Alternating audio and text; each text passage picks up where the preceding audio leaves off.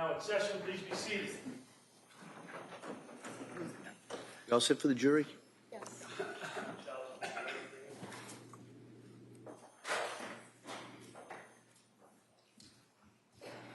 Court, all right, George Edgar.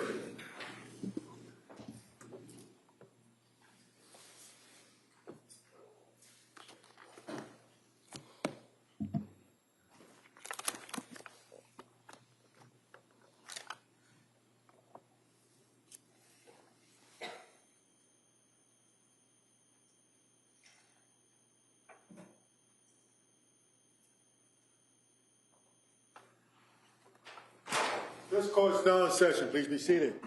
Your Honor, for the purpose of the record, we return back to the trial of Commonwealth versus Lindsay Clancy. All parties are present, including the defendant and the 18 jurors. All right, thank you. Mr. Reddington. If you would just please look at your medical records that you have in front of you, I believe, and just go back to the October 20th record, where you have, I believe it's called interval history. I had trouble hearing the date. Can you repeat that? Sure, October 20th. Sorry. Okay. So looking at the interview history, that's when that you decided to start Zoloft. It says a week ago, right? That's when the patient started it, yes. Okay. And she then increased the dose, and it says last night, right? Yes. And what was she telling you on the computer screen when you were talking to her? What did she say about increasing the dose of the Zoloft? That she felt awful. She couldn't sleep. Had insomnia, which became worse when she increased the dose. She didn't want to eat. She was having diarrhea. Food felt really unappealing. She was more depressed on it, crying all day yesterday, which is not normal for her. She had some mental fog and was terrified to start something new. Did she also tell you about her anxiety level? Anxiety was really bad even before med. Now hard to differentiate. Overnight racing thoughts, paranoid of getting suicidal thoughts, something bad happening, doesn't want to be alone. That must have given you concern that you had a pretty sick patient on your hands at that point, right? I was concerned, yes. So you gave her some therapy, did you? I gave her some therapy in conjunction with discussing all of her symptoms and assessing her and managing the medication. Okay, and again, I apologize. You have to keep your voice up so people can hear you way down here. So when you say that you were talking about the symptoms, and what did you do? Just talk about the same thing that we've just gone over, the symptoms? There were a number of them to discuss in more detail. That's the summary of them. Okay. So did she discuss it in detail? Yes. Did she tell you that her symptomology at this point on October 20th was so bad that she had to have her mother come and stay with her? Her mom was coming to provide support, yes. She wasn't coming to provide support. She was coming to stay with them, to live with them, wasn't she? Yes, I don't know for how long, but yes. Did you bother to ask her? Why is her mother having to stay with them? Because she needed some help. Do you know how long her mother stayed with her? I don't. Do you know that she ended up sleeping in the basement? I don't. Do you know that she ended up sleeping with her mother? I don't. So you decided that you'd stop the Zoloft and you would monitor closely, right? Yes. What does that mean, you'd monitor closely? Well, I saw her the next day, so that's monitoring, an example of Okay. monitoring closely. So this would be on October 21st that you saw her the next day, is that correct? Yes. Now, on the 20th, you made reference to the fact that you also recommended that she try fish oil and things of that nature, natural remedies. Yes. Okay. You also wanted to look into what's called Zulresso, Z-U-L-R-E-S-S-O. Yes, What's Zulresso? it is a treatment for postpartum depression. And when you say that you were looking into it, what did you do? Did you find out if it was available and if she could participate in the program? I did some digging online to see where it is done and how to do it. I hadn't officially recommended it, so I had not started that for her. It's not really an easy medicine that I could just start. It's not a what? I'm sorry. Sorry, it's not a medication I could start on my own. It is it's infused through an IV in a hospital, so it's a bit difficult to coordinate. It's a 60-hour infusion, right? It's a long infusion. That sounds right. And it's about 2.5 days of infusion, and it has to be under hospital circumstance, and the only hospital around here is in Rhode Island, right? Yes. And did you ever recommend that she do that? It was something to consider. I couldn't make the official recommendation because that's not something I prescribe. Why? Because you can't pick that up at the pharmacy. Well, no, obviously you have to go to a hospital setting and basically have an infusion through your veins for 60 hours or 2.5 days, but why didn't you look into it or recommend that she do that? Well, I did look into it. So what happened?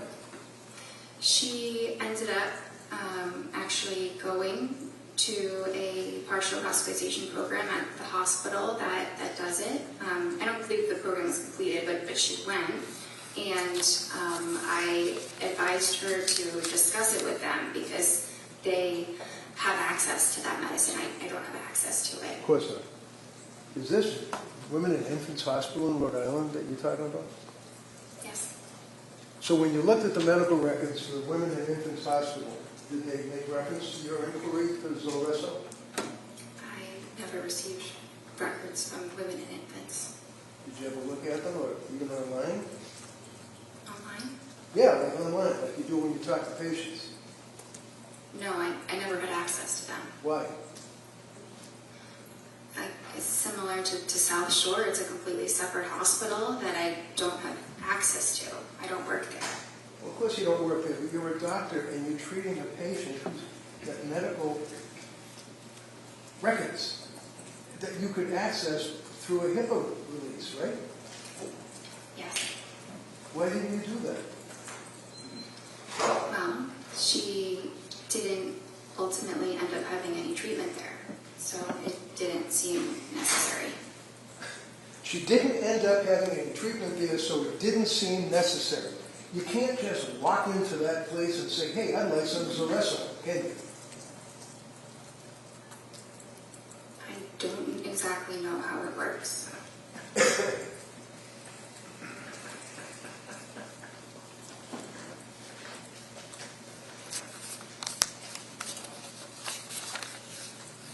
And then again, on that date, which would be October 20, when the jurors are looking at the records, you checked off the boxes again on objective findings, mental status exam, appearance, speech, things of that nature, correct? Yes.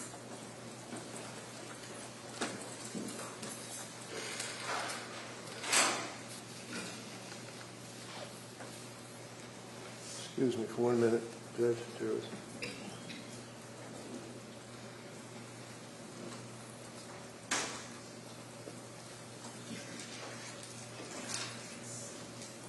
So when she was telling you on that date that she was in quoting your records, paranoid of getting suicidal thoughts and something bad happening, doesn't want to be alone, what did she mean by that? Well, those were a lot of her words. Right. Isn't that a concern? If your patient is telling you she doesn't want to be alone, why didn't she want to be alone?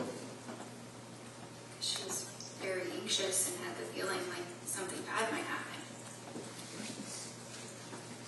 Okay. Did her mother ultimately and dad come to stay with them? Yes. How long did they stay with them? I don't know. Did you have when you talked to the mother and the father, did you say to them, what is she doing? How does she appear? Is she in bed all day? What did they tell you? They never called my office, so I never spoke with them. They never called your office? They never called me or sent a message, so I did not have communication with them. So that's their fault that they didn't call you, the doctor, I guess, right? So, do you think maybe it would be reasonable if you're the doctor and you're investigating your patient's symptomology that you might, when you know that the parents are staying with her, that you would make a phone call yourself? It's not typical when you have an adult who is able to advocate for themselves to speak with their parents. So while she is telling you about her symptomology and tearfulness and crying and unable to get up and anxiety and the medications and the mental illness that she had, you felt that she could advocate for herself? Yes, Okay, on the television, on the computer. yes, The next time you saw her was on October 26th, is that correct? And you can pull up your record.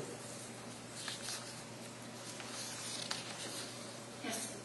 Now, and if you look again at the interval history where you put down what's going on in the patient's life that time, this is when she indicated that she's back to where she felt that she was before Zoloft, which was not great, and that you guys were considering a new medication. Is that right? Yes, And then you started her on Ativan, as we talked about, right? yes. And then you started her on the buspirone, right? Well, she had already been started on the Ativan, and then we added the buspirone. So my question was, you started her on buspirone, right? Yes, Okay. And also you added hydroxyline as needed, right? yes, And you continued the Ativan, correct? yes, Did you discuss side effects with her at that point? yes, Did you also discuss starting Remeron or pregabalin? yes. What did you tell her about Remeron and pregabalin? I don't think I went into any detail about those medicines, just that those might be things to consider in the future. And then you saw her on October 31st, right?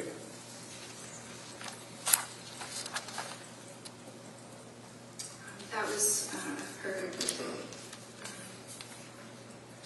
I think that was just a therapy appointment with a different provider. Would that be Jennifer McAllister? Yes. So it's a different provider in the sense that she works for Astor, right? Well, yes, it just wasn't myself. Right. So on October 31st, they did a suicide assessment, or she did, right, McAllister? I wasn't there. Well, I know you weren't there, but these are medical records that have been introduced into evidence that the jury's going to have in the jury room.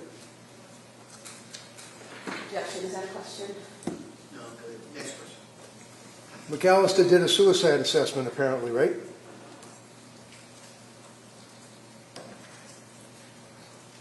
I'm sure she assessed. No, her look at the suicide. record, please, Where do you see it? Sorry. where it says suicide assessment. There's only 4 pages for October 31st. Well, actually, there would be 8 because it's 2 sides. So that is the assessment that you go through. If somebody reports any thoughts of suicide, then you ask those questions, which go into a lot more detail about them. So here you have a patient who's already reported to you as a psychiatrist that she's got suicidal ideation, worried about suicide, worried about killing herself days before October 31st, and a suicide assessment was done by McAllister, right? I wasn't there. You would have to ask her. Well, maybe I will if she comes in. Why don't you tell me what the record shows? Did they do a suicide assessment? Did she check off the little boxes? I'm looking for that section.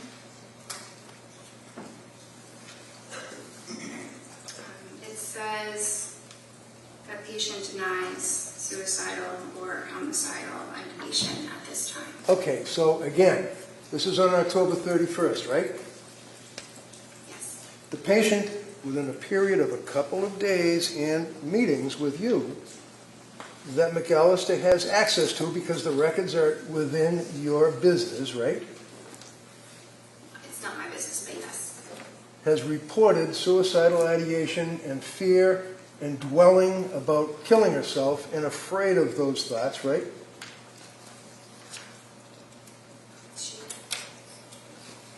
I just want to be absolutely clear.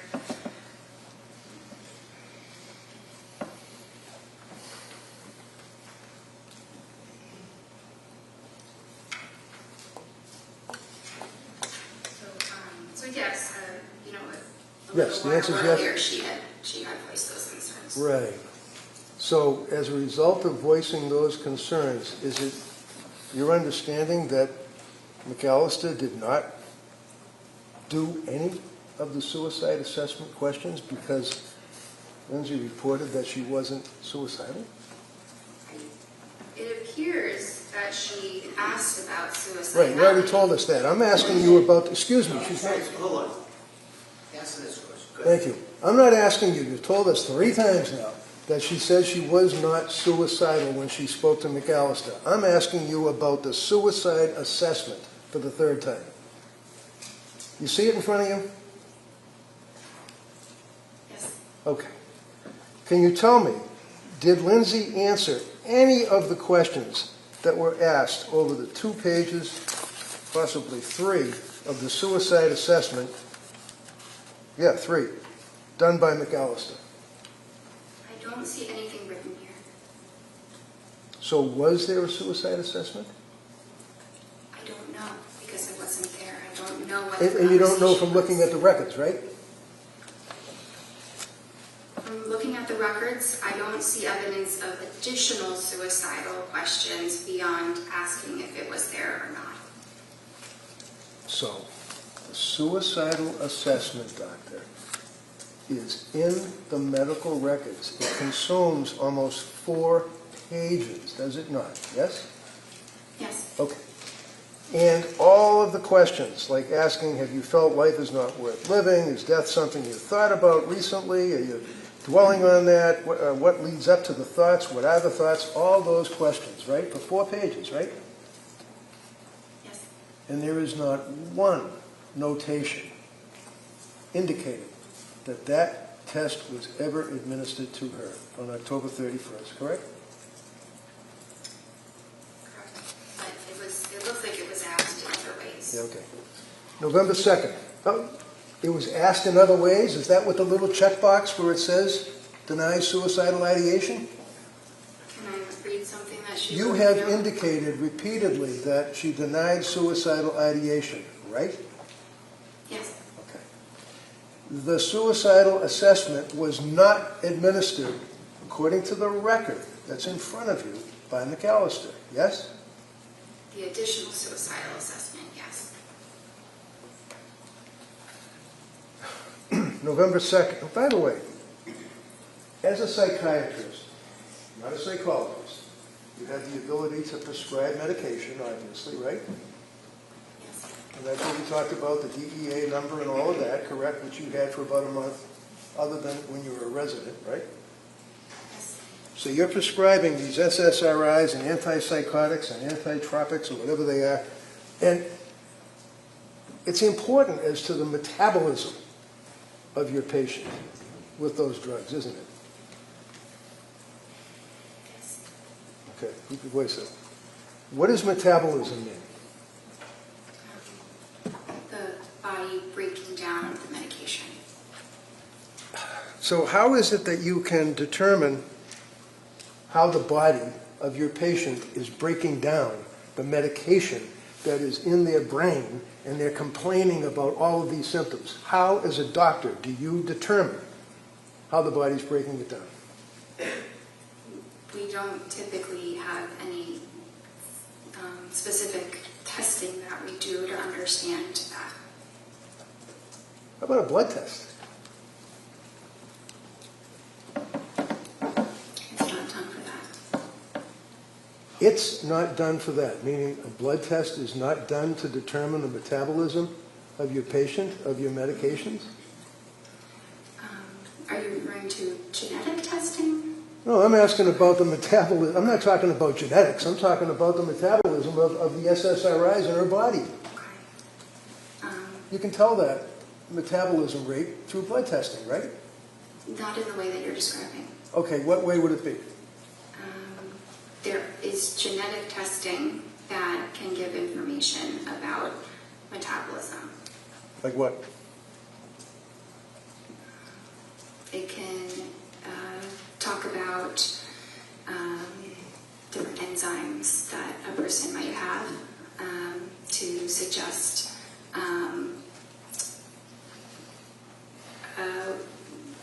it provides information about the enzymes that a person might have the genes for. Okay, so it provides the enzymes that a person might have the genes for. Forgive me, I'm having difficulty with that. What does that mean? It's a little complicated. Yeah, you don't expect a patient that's going through what she was going through to understand that, would you? No, Did you guys do the enzyme test? they are not typically done. Why?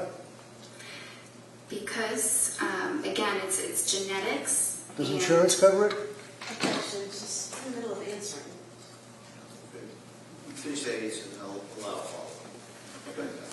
So it's not as simple as testing for an enzyme or not. You can test someone's genome, like we have the ability to test the entire human genome now, but which is great, but the clinical use of that is not there yet. So while we can test these things, it does not yield meaningful clinical information, so it's not commonly done. What is the Cytopro P4-50 system? That's one of the enzymes I'm talking about. So the Cytopro P450 system talks about and tests for the breakdown of psychiatric meds in the blood, right? It's not in the way that you're describing. It doesn't All tell I'm you describing what it is that it's a Hold on, test. again, one at a time. Finish the answer and then you can ask follow-up. It just, yes, this is a test that is done, but it doesn't tell you what medications a patient will do better on. It's not useful in that way. So what's it useful for? I mean, I don't find it terribly useful. How long has the Cytopro P450 system been in use in your field? Sorry? How long has the Cytopro P450 system been in use in your field, psychiatry? Well, it's an enzyme in the body. Well, I know what it is. I'm asking you about the system, the testing.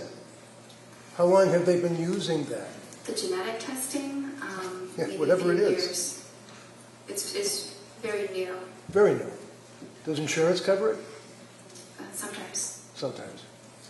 So it is nevertheless a legitimate test to determine the breakdown of psychiatric meds in a patient's blood, correct? It exists, yes. It exists. Well, it exists, but you didn't use it, right? It would not have made a difference In what? In your opinion? in her treatment. Because you go by the checks in the checkbox and what she self-reports, right? No, not just the checks in the checkbox. Oh. In any event, tell me about the thyroid. Tell me about the thyroid. It's an organ in the human body that regulates hormones.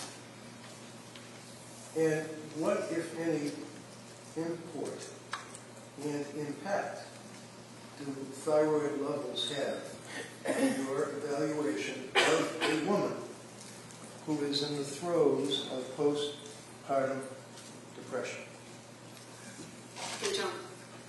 What is the purpose of a test to determine the thyroid levels? Well, you can test something like the TSH. Well, I don't know what a TSH is. I'm sorry. What is a TSH? Thyroid stimulating hormone. Okay, thank you. That's something that can be tested, typically by maybe a PCP, primary care, or endocrinologist if they have concerns about someone's thyroid function. Were you aware of a study that was a major study that was peer-reviewed? What does peer-reviewed mean in your business?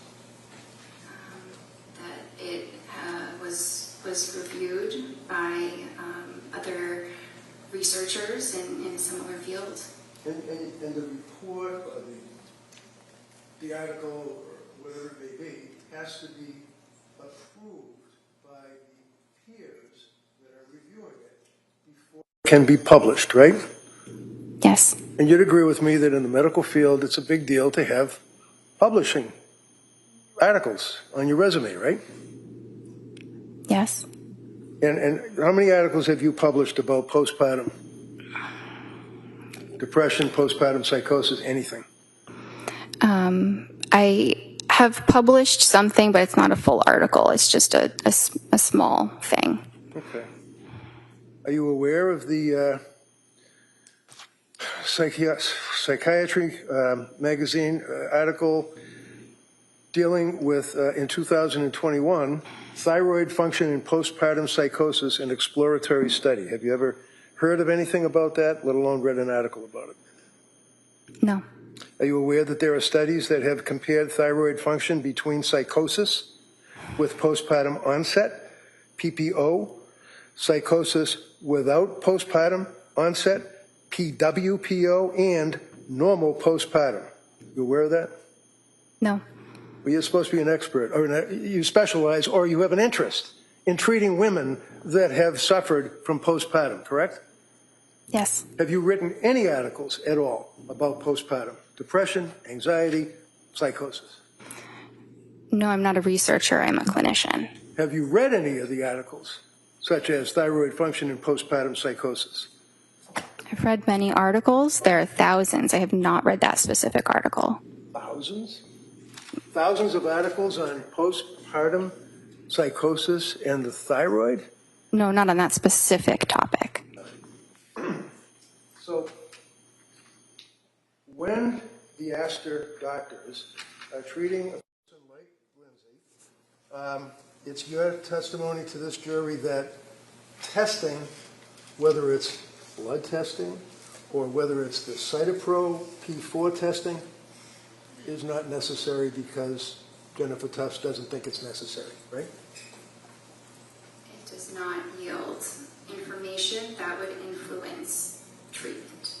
Really? So if there was elevation in the thyroid, that wouldn't impact on your treatment at all, your evaluation, your investigation? Sorry, I thought you had mentioned the cytochrome issue. Are we talking about that one, or are we talking about the thyroid? We're talking about the thyroid. Okay. Yeah. So if there were tests that revealed elevation in the thyroid level, is it your testimony that you wouldn't care?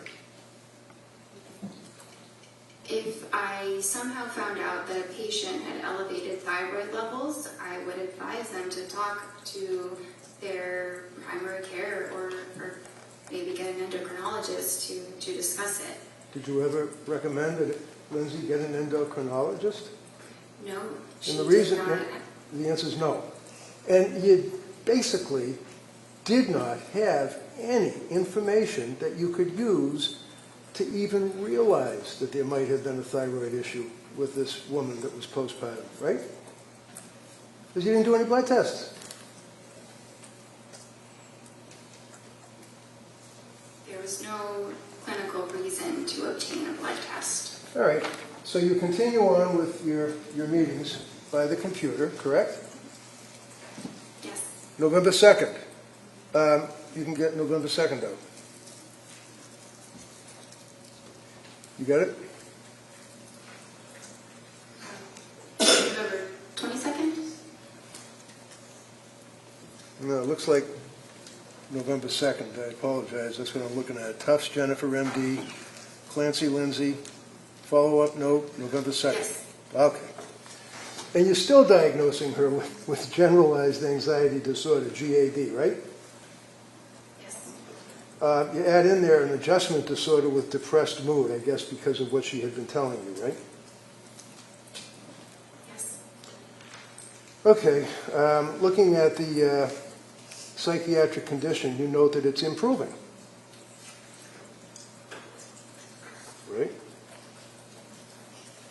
Yes. And then you determined that you will decrease the Ativan to 0.75 milligrams for 2 weeks, and then decrease it to 0.5 milligrams for 2 weeks, and consider alternatives for sleep anxiety. Is that correct? Yes. And then you note if she's having urges to harm herself or others, to go to the nearest emergency room and call 911 and things of that nature, correct? Yes. So is that a form that you basically press a button, because it seems to be kind of like a generic advice, call 911 if you're feeling suicidal and things of that nature? Well, that's advice that we provide for every single patient. Okay. And then you note that half the encounter was on counseling or coordination of care on November 2nd, right? Yes, that's a typical statement. It's just a part of documentation that doctors use. All right. Now, on November 2nd, you were suggesting the 4 drugs that she would start would be Remeron, Trazodone, Pregabalin, and hydroxyzine, right? Those were just things we were considering. Oh. I wasn't starting all of those medicines. I see. On November 22nd, now that would be almost 3 weeks later, right? You saw her, right?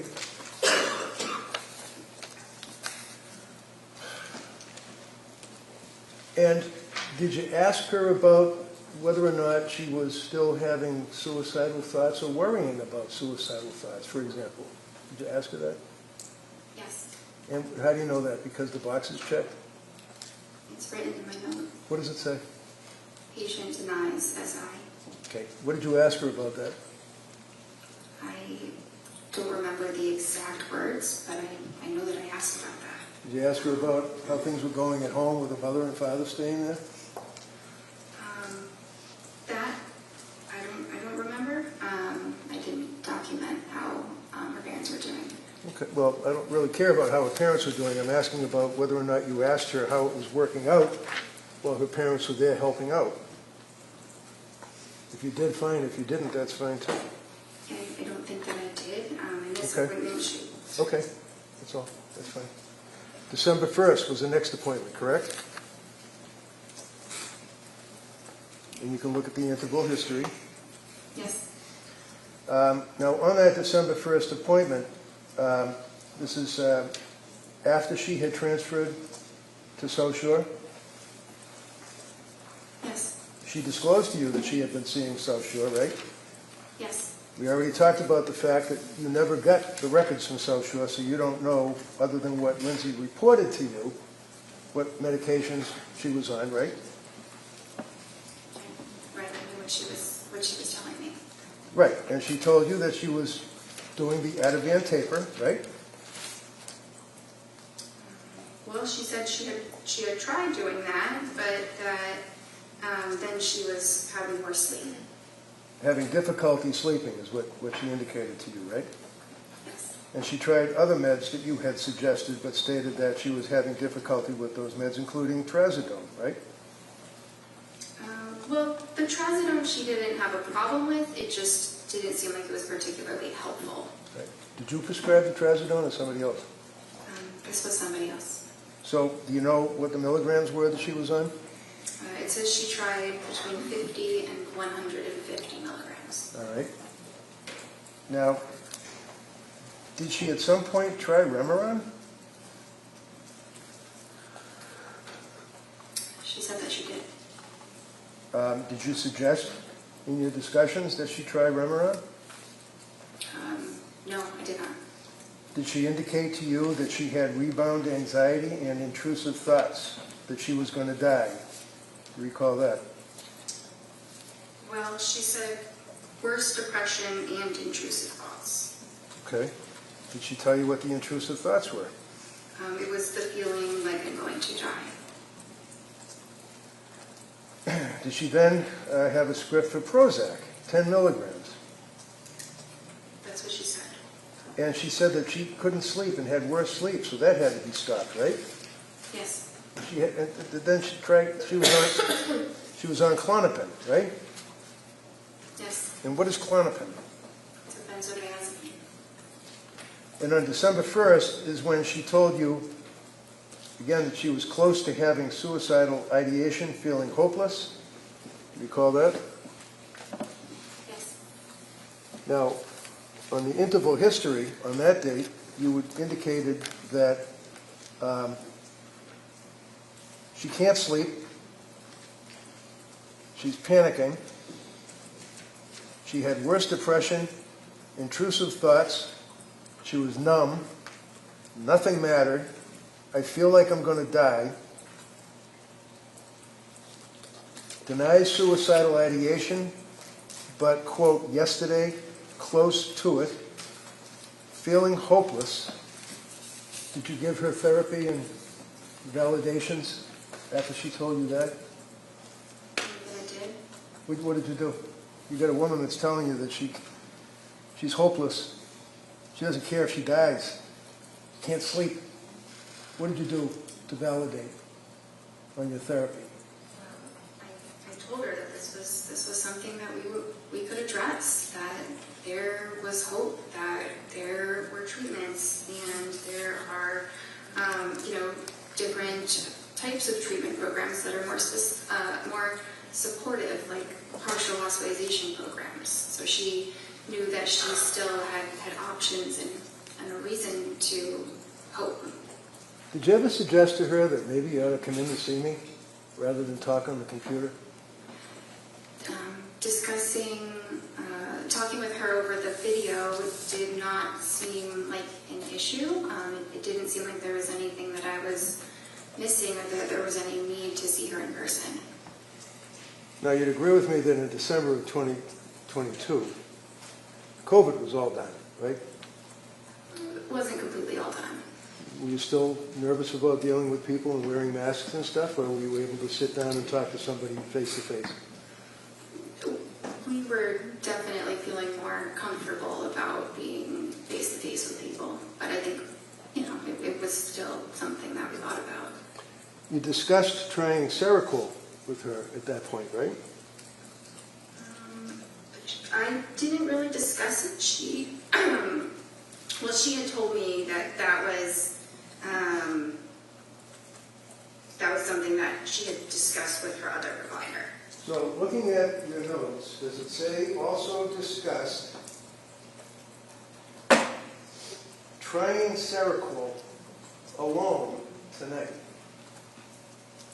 Did your notes say that? It says yes, What is but that? I wasn't making a recommendation about the Seroquel. It was just a medicine I was providing her more information on. So you were telling her about the Seroquel? You're providing information? Yes, we were talking about the Seroquel. Right. Why? Because her provider had recommended that she start it. What is Seroquel? In case I got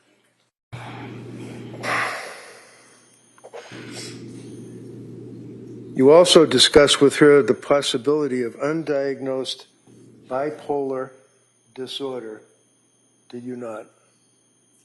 It was discussed. And undiagnosed bipolar disorder was, in your opinion, as a result of, not a reaction, but extreme reaction to the SSRIs, right? Not as a result of the SSRIs, but that Does your note say, and I quote, also discussed possibility of undiagnosed bipolar disorder given extreme reaction to SSRIs and insomnia, period. Does it say that? Yes. Those are your notes, right? Yes, the way you were saying it made it sound a little bit different before, but that's exactly what I wrote. I read it directly from your note, right? How did I make it sound different? I don't know. It sounded different the first time you said it than the second. So did she have bipolar? No. Did you make that decision that night? That day? I assessed that with her pretty much every time that I saw her, and she never had mania. What about mood stabilizer like Lamictal? Did you discuss that with her? Yes. What is Lamictal? It's an anticonvulsant, but it's used in treating mood disorders. So what was the end result of your meeting with her on December 1st? What did you guys do? Did you give any recommendations, advice, anything? Yeah, well, so at this time, I was Not prescribing her medications, but I was still concerned, not concerned enough that she was at imminent risk of hurting herself or anybody else, given what she said. But we had a plan for her to pursue a partial hospitalization program. Where was that? Well, the one that I had recommended was HRI. What is that, HRA? It's a hospital in Brookline. And did she ultimately go to another hospital? She ultimately went to the Women and Infants Hospital for 1 day. And those are the records that you did get, right? Correct. Okay. And you decided that she did not have bipolar disorder because, in your opinion, she did not meet, and I quote, the criteria, right? And that would be the criteria in the DSM, right? Yes. And the DSM, of course, is the Diagnostic Statistical Manual, Roman numeral 5, meaning text revision, right? Yes. Is that what you were using back then? Would be this thing here, DSM-5, TR. This is DSM, right? It's like a cookbook, right? It's more of a guideline that we use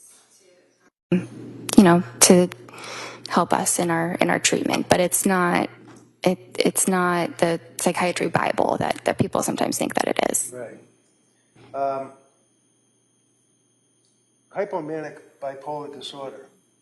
How many days does that require under the DSM? A hypomanic episode lasts for at least 4 days. And is that per the DSM? Yes. Remember on Friday you said that the most important criteria is 7 days with continued high energy levels? Yes. So is it 7 days or is it 4 days? And who says? Well, mania is 7 days. Hypomania is 4. Discussed again, what did occur on December 1st, and that's the Lamont sheet, right? Yes. And do you know in your records that she indicated that she was really struggling, and it was as a result of that you recommended that hospital program, correct? Would you agree that she had, in your opinion, a severe mental disturbance at that point that was manifesting itself? She had a maybe moderate heading towards severe. Moderate heading towards severe mental issue. Okay. You'd agree with me that she had increased anxiety, right? Yes. She had very, very increased depression, right? Well, she did. She said. Okay, so as you answer symptom yes, can you just answer yes or no? I'm sorry, I was just trying to check the record. Okay, you can check the record all you want, but if I ask you a question respectfully, can you just not go on and ramble? Answer yes or no, that's all. It's sometimes impossible to do that. All right, you tell me. Here, if you can't answer yes or no, just say you can't answer yes or no. If you can answer yes or no, answer yes or no. That's how we do it, all right? Okay. Thank you. Now, mental issues like anxiety that was diagnosed, the depression that was diagnosed, and the fact that she indicated yet again that she was close to suicidal ideation, quote, worried about suicidal thoughts, but you indicated that she wasn't suffering from suicidal ideation on that day. Is that fair? She denied it. But she told you that she was worried about suicidal ideation and having suicidal thoughts, right? Well, this was the time she said she was worried that she was close to having suicidal thoughts. So did you ask her what does that mean? Does that mean that she's standing at the edge of the stairs and she's thinking about falling down the stairs, or what? What does that mean? I'm close to suicidal ideation. So I asked about that, and that's when she said she described it further as using the word hopeless.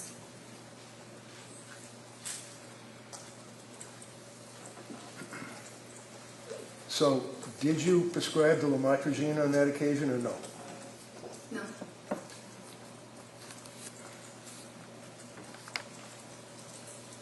On December 16th, that's the next appointment she had, right? Yes. That'd be 2 weeks later? Right? Yes. She was still not well, correct? She told you she was having a really rough time. She was sleeping, but she was still feeling very poorly. In your notes, does it say that she was having a really rough time? Yes. So when I ask you, if your notes reflected that she said she was having a really rough time, why do you feel compelled to say she was sleeping? Objection. It's an important detail. Yeah, I guess. How about the rough time? What did that mean? What were the symptoms of having a really rough time for this kid? Yeah, I'd like you to answer that.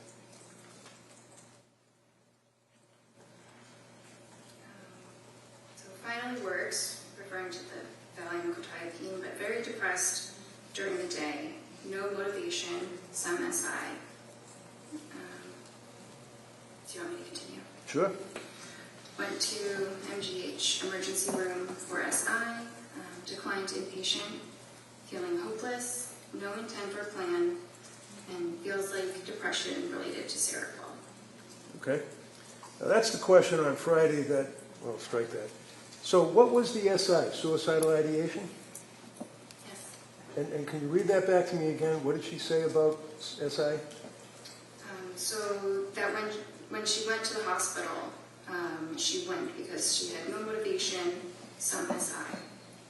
Some SI meaning that she had some suicidal ideation, right? Yes? In her words, yes. Yeah, in her words. As opposed to thinking about having suicidal ideation or worrying about suicidal ideation. She actually indicated that she had suicidal ideation, right? That's a yes or no. Well, it's in your notes that she said that, right? Yes? What is in my note? Do you understand my question? I'm a little bit confused right now. Can you repeat what your I question apologize. is? Sure, of course. We've spent some time talking about thinking about suicidal ideation, worrying about suicidal ideation. Now, saying she had suicidal ideation, right? She said it, Yeah. yes. Well, this is the only source of information that you're getting, apparently, is what she's telling you, right? Yes. So what suicidal ideation did she have? Was she thinking of cutting her throat? Was she thinking of throwing herself off a building or running out in front of a car? What? No. What was she thinking of?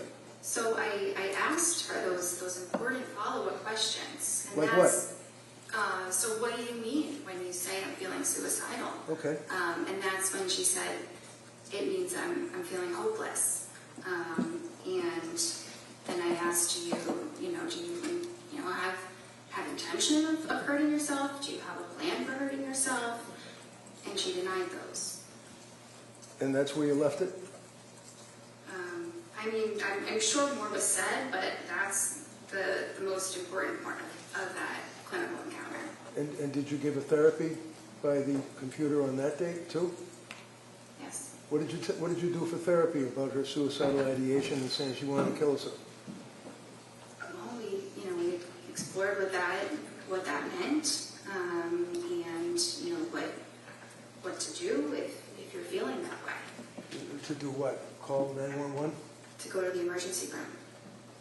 Did you discuss prescribing Seroquel to her, or was she getting Seroquel? Did Seroquel enter into your discussion at all? We talked about it. I was not prescribing it for her. What is Seroquel? That's an antipsychotic.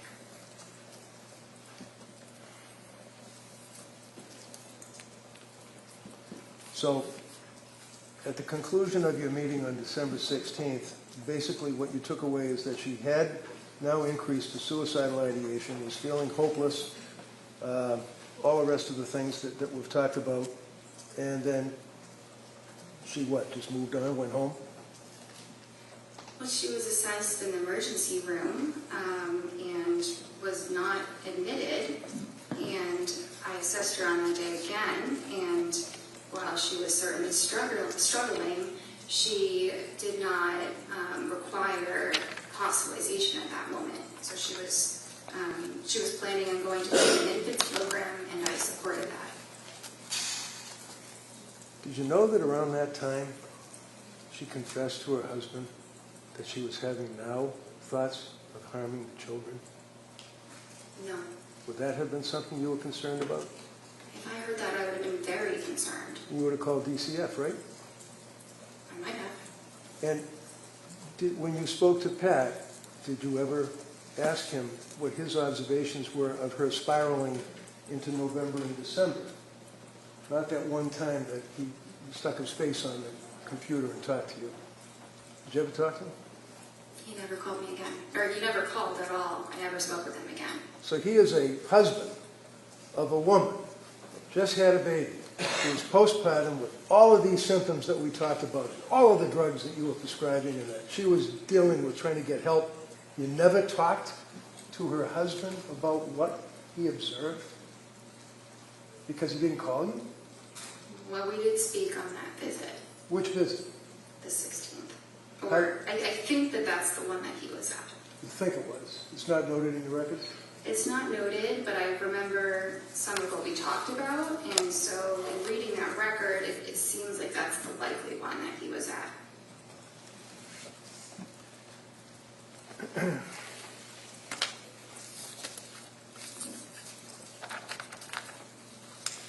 December 16th, on your objective findings, you note that her mood was depressed, right? Yes. And what does that mean? Did she just say, I'm depressed, or did she give you symptoms? I mean, you checked the little box. Yeah, I think she's saying that she's depressed. Okay, so you're the doctor. You checked the little box. What did your patient tell you about her symptoms that she was depressed on that date? Was she crying? Was she able to get out of bed? Was she worshiping at the porcelain god? What was going on in her life? She said she was having a really tough time. Her affect was flat, right? Yes. And again, depressed. You check it off twice. One under mood and one under affect, right? Yes. And then at the next page it says recent lab work. That wouldn't be blood testing, would it? I mean, does ASTA do blood testing? We don't have a phlebotomist or a lab, no. Well, why does it say recent lab work typed into your form where you check off the little boxes? That's something that auto-populates. It's a template that... It's a what? Many different... It's a template. The whole note is something that psychiatrists or probably all across the country use. Probably. You can't diagnose someone's illness by a template, though, can you? No. You filled in, no lab results were found, right? There were none in the computer, yes. I didn't type that in, though. So who typed it in? It was auto-populated. So on the next page where it talks about symptom goals, treatment goals, I'm sorry, symptom reduction and improved functioning. What does that mean? Symptom reduction is to have fewer mental health symptoms, and improved functioning means, improved, day-to-day life functioning, things that she's doing in her daily life. Really? Did you tell her all that? You get a young woman that's obviously mentally ill, very sick. She's deteriorating, whether you like that word or it's automatically imported. What, on that date, did you do? Never mind all those words you just said. What did you tell her on the television or the computer? I told her to go to the partial hospitalization program, and if she was having more suicidal thoughts again, or felt like she was at risk of hurting herself or anybody else, that she should go immediately to the emergency room. How long did that meeting take? Probably about 30 minutes. And was that the therapy that you provided, telling her to go to the emergency room? I mean, that was probably a component. So the plan, excuse me, on December 16th was to follow up with women and infants, right? Yes. Did she? Yes. Do you know when? I don't know What does that exactly mean? the day. You Shortly don't know? after. Then you were considering a brexanolone or brexanolone infusion, right? That's the Zolbrexone. That's the same thing in Rhode Island. Yeah. Okay. And that didn't go anywhere, right? That's the end of that. It says start Lamictal, 25 milligrams daily, right? Yes. Continue Seroquel, right? What was the milligram for the Seroquel up to at this point? Well, she had told me it was 200. Well, That was was it? Was it? I did not write that prescription, so that's what her provider had prescribed her. Okay, so you can ask somebody to show me the pill bottle. You can ask somebody to show me the CVS receipt. You can ask somebody that you can call to verify, right? I could. Yeah. But anyway, she said that she was on Seroquel 200 milligrams, right, and had stopped with the Valium, right? Yes. And then you go on with that form thing saying if you have urges to harm yourself or others, you got to call 911, crisis hotlines, and everything else, right? That's the next two paragraphs that are in that report, right? Yes. Was her mother and father still staying with her on December 16th, if you know, with Pat and the kids? I'm not sure. Did you ever ask anybody other than her how she was doing? I asked her husband when he was at the appointment. Yeah, that's the other appointment, though. How about now? We're talking December 16th into the month of December. Did you ever ask anyone how she was doing? I think he was at that visit. You think he was at the visit? How did he tell? What did he say to you about how she was doing? He said she wasn't doing well. She's got an objection, Judge. Objection. Go ahead. He said she wasn't doing well. Anything else? Yeah. He felt that it might have been, his opinion was that it was related to when she started the Seroquel. And he basically said you guys are turning her into a zombie, right? Objection. Were those his words? I don't have that written. He may have said that. Does that kind of hit you, though? You might remember that. You might have been, as some people worry about suicide, you might be thinking in your brain that he did say you're turning her into a zombie. It's possible. It's very possible. Okay. Excuse me. Next meeting after the December 16th, was it? Was it December 16th? Is that what we were just on? Yes. Okay. The next meeting was January 6th? Yes. Okay. And how does this happen? Does the patient call? I know you don't set up these appointments. Somebody has to deal with somebody in administration or whatever. But do you, like on December 16th, say to Lindsay, call me or set up an appointment for January 6th, or do they have to do it themselves? So at the end of an appointment, I typically will schedule their next appointment. So did you schedule January 6th? I think that one she scheduled herself. Yeah, that was the day after she got out of McLean, right? Yeah, usually the hospital coordinates the discharge appointment. Well, if I tell you that, in fact, the hospital told her to set up the appointment, and that within an hour, she set up the appointment. Is that in your notes? It's not in my notes. No.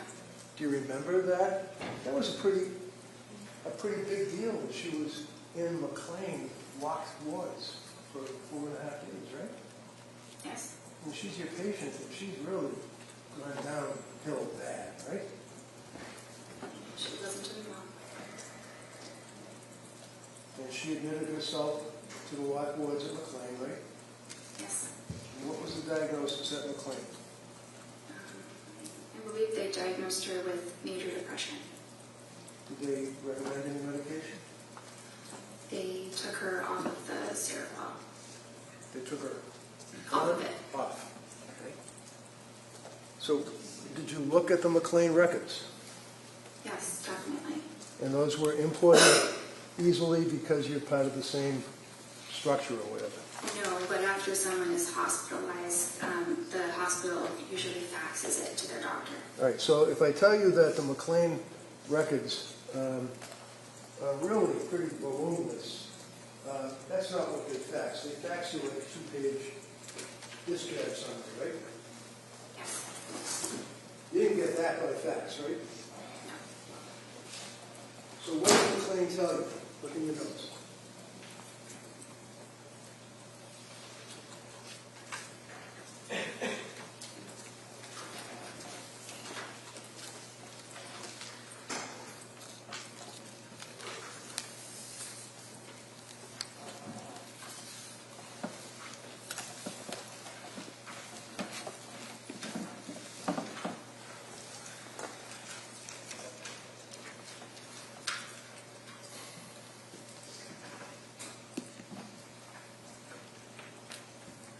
Which part do you want me to read?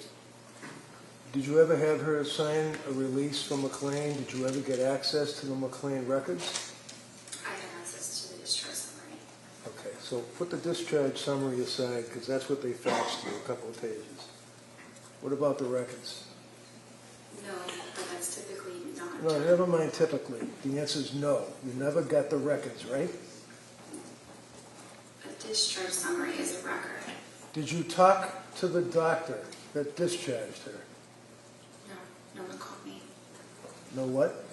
No one called me. I wasn't notified of the hospitalization until she was discharged. So you just sit there behind your computer and wait for people, Patrick, wait for the doctor from McLean, wait for the sick person who's the patient to call you, and if these people don't call you, it doesn't exist apparently, right? No, not exactly. I had no way of knowing she was even at McLean. Well, you did once she got discharged, right?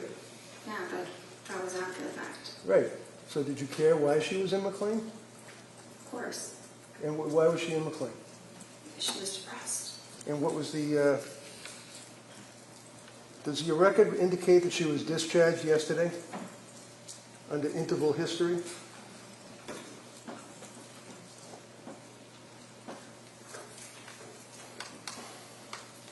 Yes. And discharged from where? Well, I said NGH. Is that Mass General Hospital? Yes.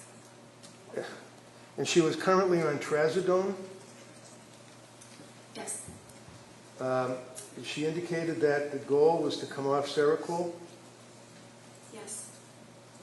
and she described herself as still being very numb. Yes. She couldn't sleep, right?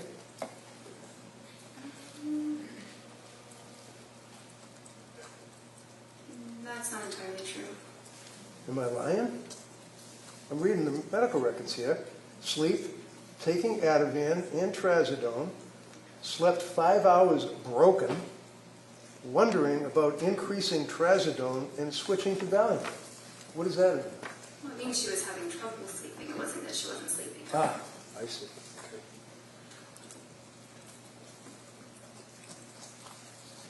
So was the trazodone increased at that point? Yes.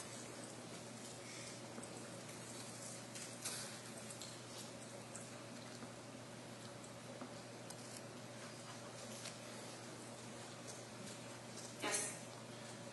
How about on January 9th? Did you see her through the computer or whatever then? Yes. And did you prescribe medication to her on that date?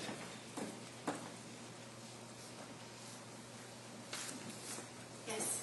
And was that diazepam? Yes. 14 count, 1 milligram? No, I'm sorry. 14 count, 5 milligram. That sounds right. Okay. Did you also, on January 12th, 3 days after January 9th meeting, prescribe additional medication to her? I'm not sure, I don't have a record from January 12th. Do you recall on January 12th that, in fact, you prescribed trazodone 150 milligrams, 30 count? Yes. 3 days later, or a couple of days later, January 16th, do you recall prescribing amitriptyline? Yes. What is amitriptyline? Tricyclic antidepressant. What does a tricyclic antidepressant mean? Well, it's an older antidepressant. It's called a tricyclic because it has 3 rings. If you look at the chemical itself, like a tricycle. But it's an older but efficacious medicine for depression and anxiety as well as insomnia. On January 16th, look at your interval history. Did she indicate to you that her mood was very low, no motivation, Yes. numb, Yes. able to force herself out of bed, taking care of basics, eating, concentration fine, caring for baby, bonding feels forced? Is that what she told you? Yes. Through the computer, right? Yes. What did that tell you? Were you concerned about this woman postpartum well within the year from the CDC at that point with these symptoms that she's telling you about? I was concerned that she was depressed. And in all of the times that you spoke to her, you'd agree with me that she appeared to be honest and forthright, telling you what she felt, right? That's what I thought she was, yes. Do you have any reason to think that she was lying to you? No. Diazepam taper on January 16th, 5 milligrams last 2 nights, slept for 4 hours, and then a light sleep, maybe 2 hours, stretches.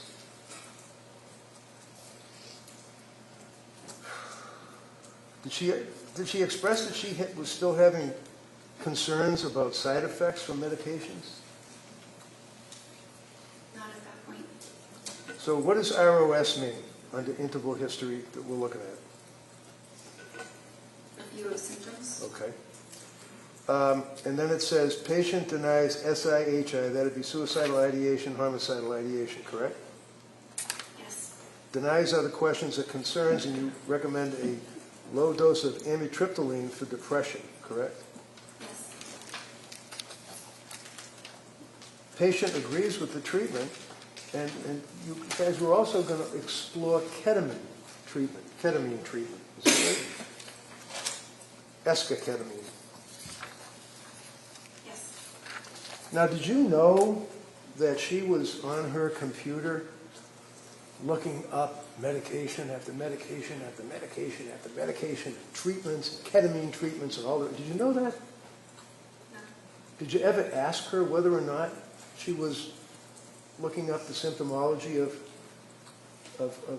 pharmacology and having interactions between drugs? No. January 23rd, you had that meeting, correct, with her? Yes.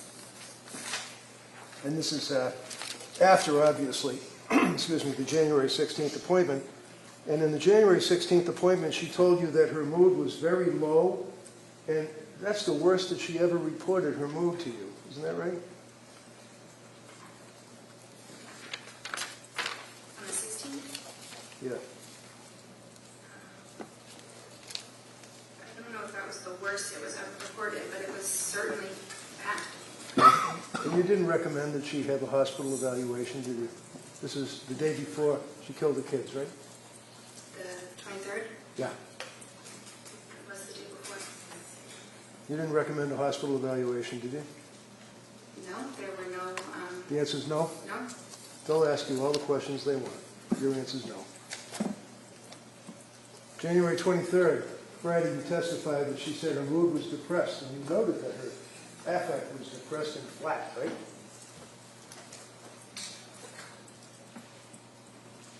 Yes, She also reported that her heart was racing, right?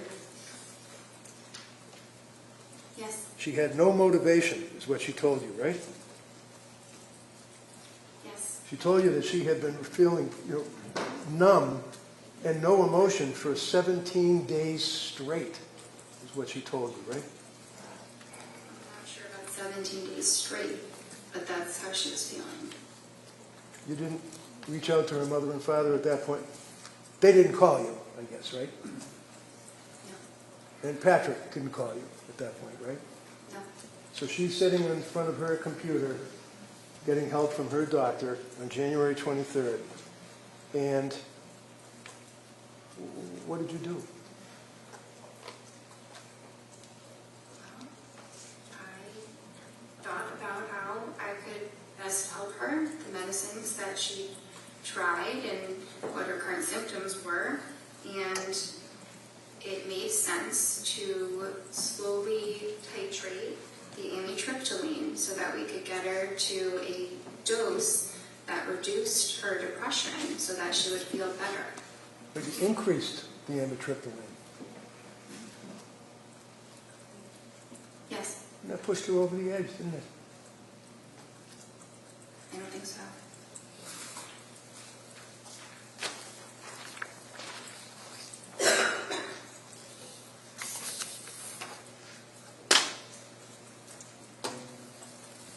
That's all I have. Mr. Chair, we're going to take the after recess this time, all right? Court, all rise. Jury,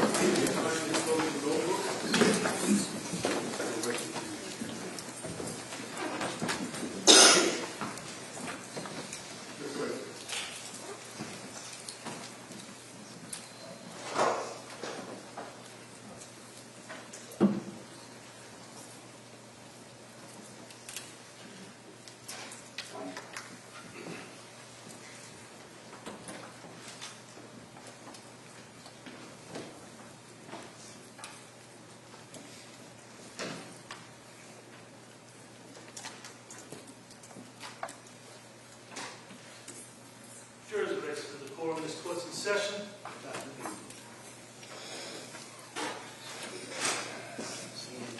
Counsel, anything we need to discuss before we go?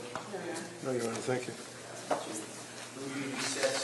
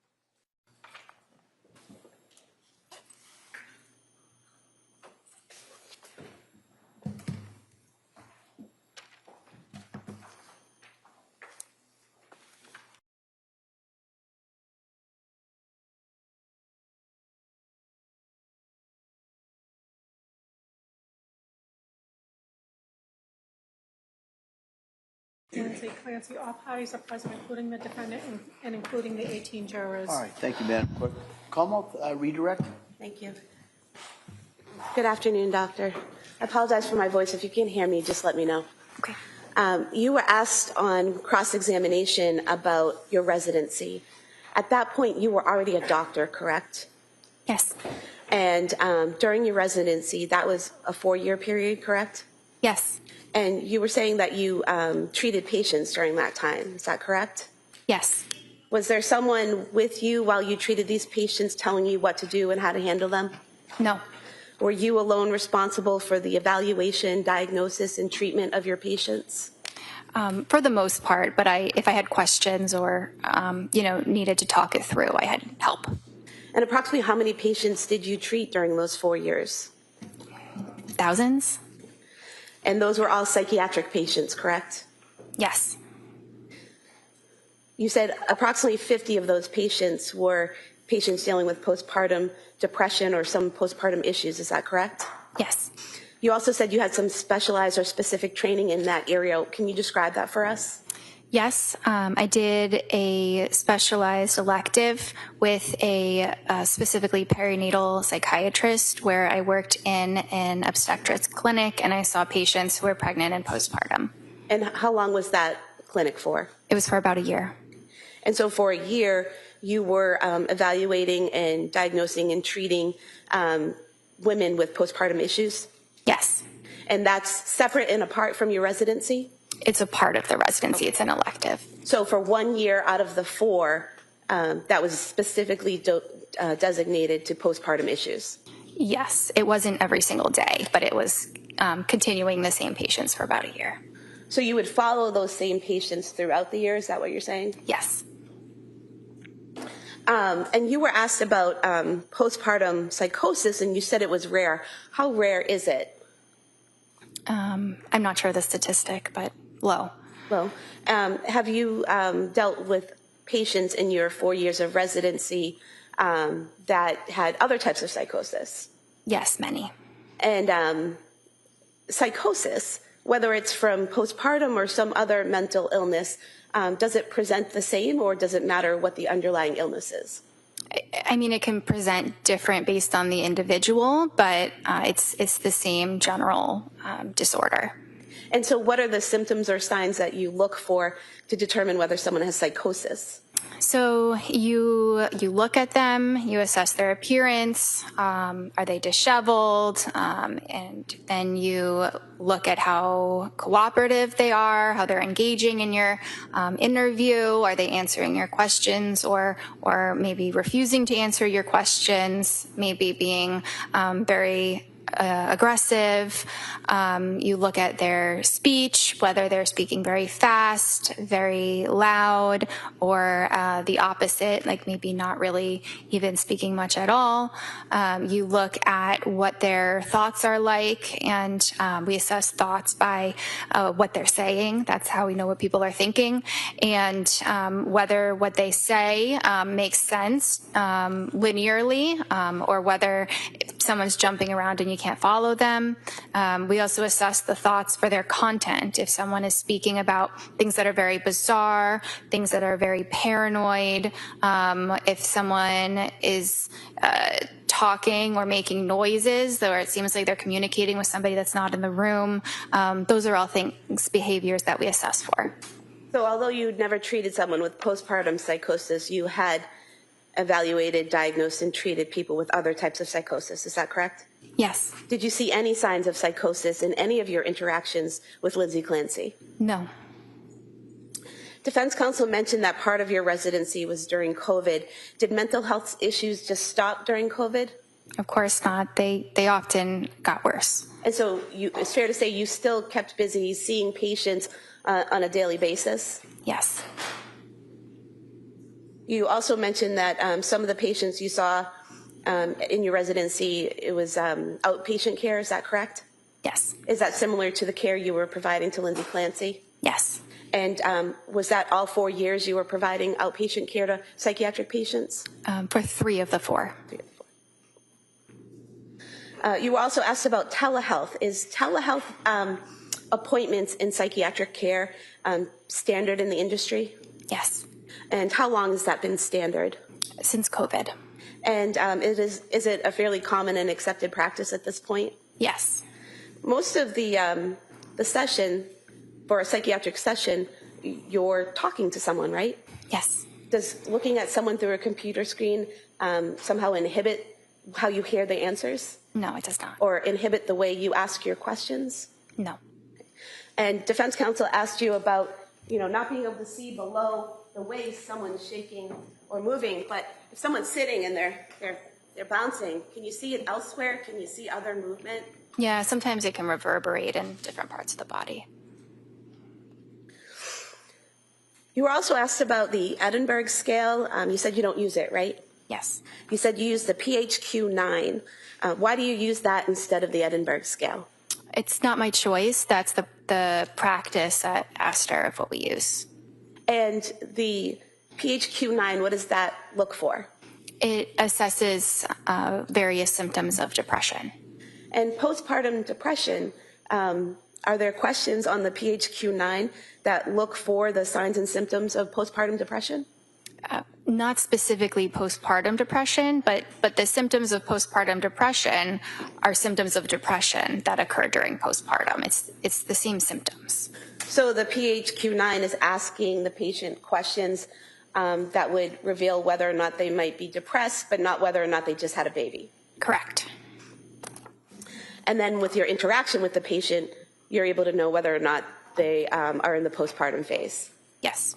And so would it be fair to say that you take the PHQ-9 plus the information you learn from the patient, put it together and come up with a diagnosis? Yes.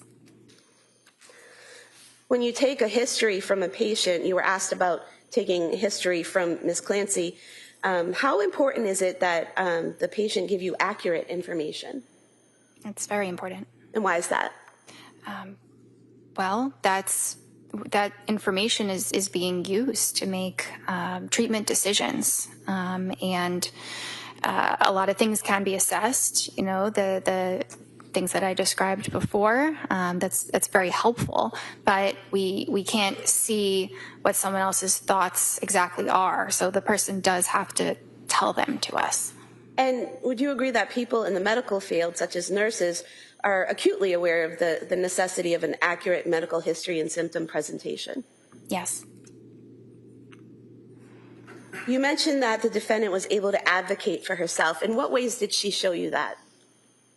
In scheduling her own appointments, in presenting herself to the emergency room when things were really not going well, in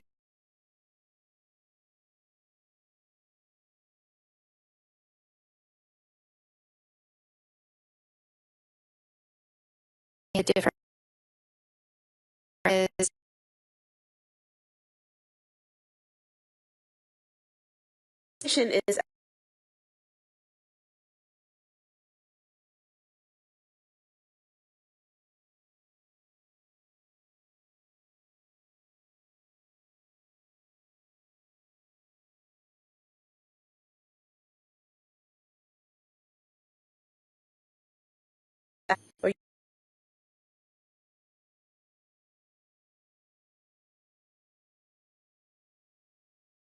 therapy sessions, conversation, script or conversation? it's a conversation.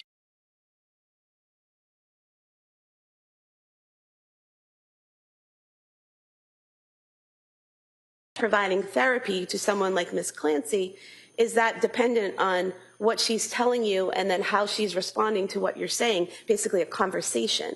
Yes. Therapy is a lot of listening. Would you say it's more important in therapy for the psychiatrist or therapist to talk or listen? Listen. And why is that? Because that's how you really understand what a person is feeling.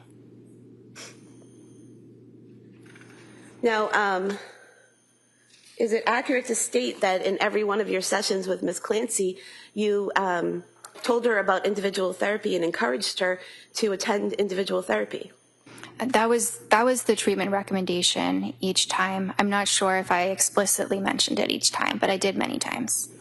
And you, in fact, wrote it on the work form that we talked about previously on page 104 of the records. It lists, was the patient referred to other healthcare providers for evaluation or treatment? It says yes. If yes, state the nature of such treatments and expected duration of treatment. And it says individual weekly therapy, correct? Yes. And this is the form that the defendant asked you to fill out, correct? Yes. And you sent it back to her, and the first version she wanted you to make some corrections on, correct? Yes. But she didn't ask you to change that portion, correct? No.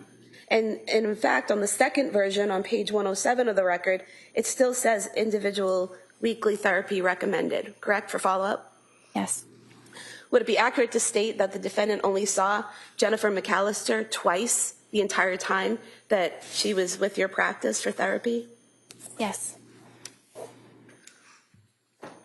You were asked about Zoloft being used for general anxiety disorder. Is that a common drug used for general anxiety disorder? Yes. And why is that? Because it's effective and it's safe. You were also asked about the suicide warning on it, that there is a suicide warning. Is that for all ages? No. What ages or groups is that suicide warning for? It's really for children and adolescents. They do say up to 24 years, but it's really children and adolescents. Would it be accurate to state that the defendant was 32 years old when she saw you? That sounds right. Well, if you want to check the records, I can check. to be sure. Yes. Is that correct? Yes. Okay, so 32 years old is not 3 to 4 years older than 24, correct? No. Why didn't you have to titrate the 50 milligrams of Zoloft? You mean to stop it? Yes. Because it's still a very low dose, so it can be stopped right away. So it wasn't necessary? Not necessary. The defendant waited about a month after receiving the prescription before taking the medication, correct? Yes. And she only took the medication when she decided she was ready to take it, correct? Yes. So she was taking in the information you gave her, correct? Yes. She was making her own decisions, correct? Yes. She was not forced to, correct? Yes. She actually had an appointment in between when you first prescribed it and when she started taking it, where she was still discussing with you whether or not she wanted to take it. Is that correct? Yes. Is that part of the advocating for herself that you were talking about? Yes. Is that part of the medical sophistication that she possessed that you were talking about?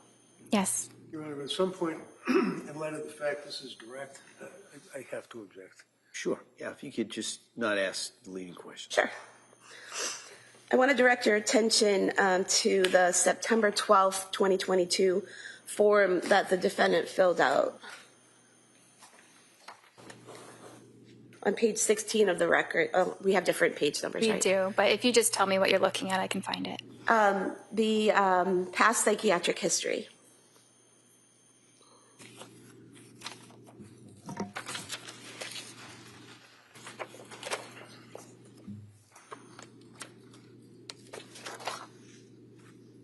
Okay. What did she tell you, Ms. Clancy, tell you about the, where it says, if yes, list the reason and dates? What did she tell you? She said anxiety, September 2013 to September 2014, postpartum anxiety, May 2020. And on the following page, under the past or current psychiatric medications, which ones did she list?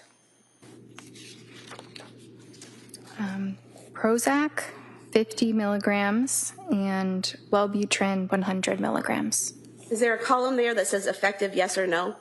Yes. What was the defendant's answer with whether or not Prozac was effective?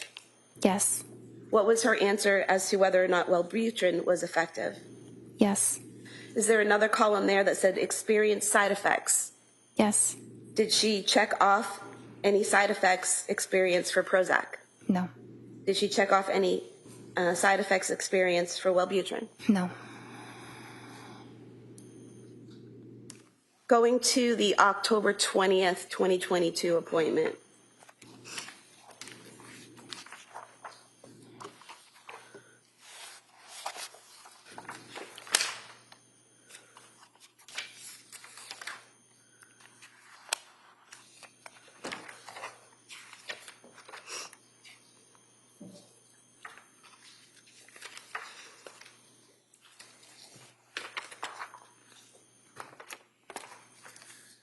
You were asked about this on cross-examination, about documenting side effects in your notes.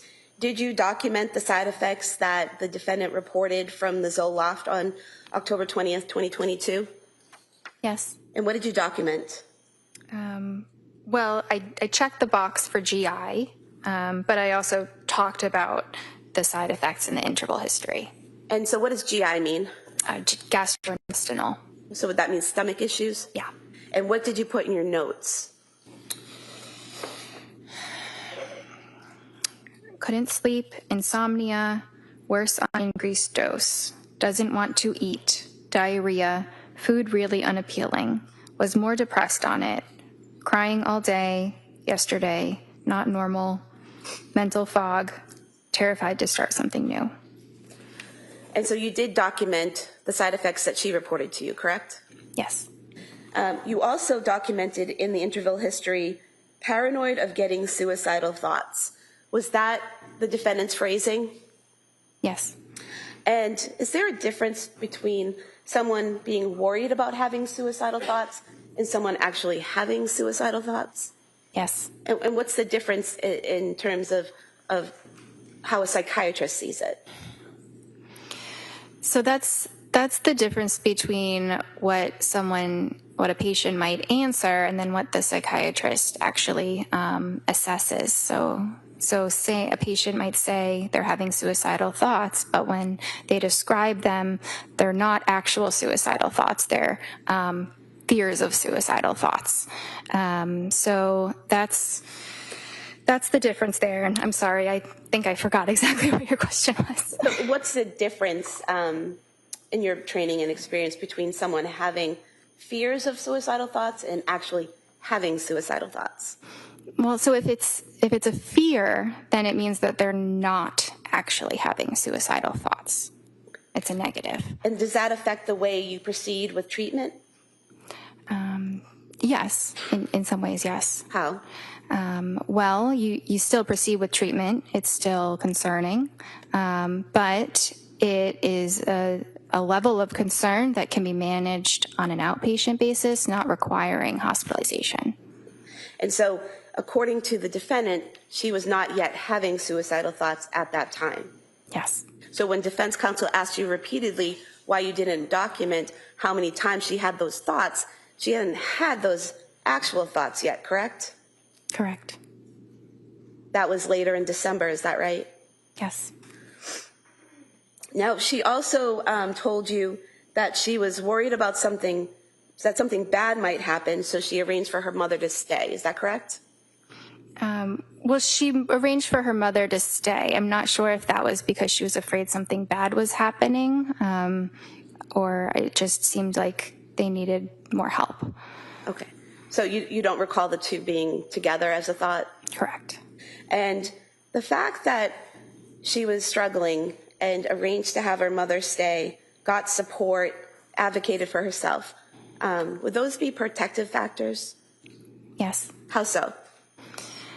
So if someone demonstrates that they can advocate for themselves, that they can seek help if symptoms worsen, then that shows that they have good judgment. They can be trusted to present for care if serious safety concerns were to arise. So based on your training and experience with Ms. Clancy, where she says she's worried about getting suicidal thoughts, and she has her mom come stay with her, do you see that as a positive decision? Yes. You were asked about not asking the defendant if she had called the suicide hotline. If a patient denies suicidal ideation, would you typically ask them if they had called a suicide hotline? No, And why not?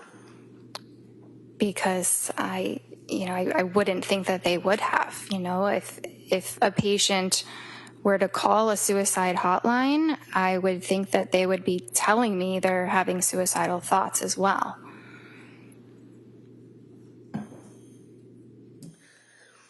You were asked about prescribing hydroxyzine, Ativan, and Buspar. Did you tell the defendant how to take those medications? Yes. What were your instructions? So the Ativan was to take as needed for severe anxiety. The Buspar was to be an everyday medicine. And the hydroxyzine, we had started that to see if she could use that as an alternative to the Ativan. So to take it instead of the Ativan.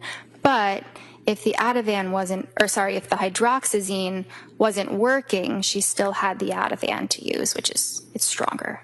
So was there ever an instruction for her to take all three at the same time? No. And you were asked about the contraindications of Ativan and Benadryl. Do you recall that? Yes. Are there contraindications for taking the two together?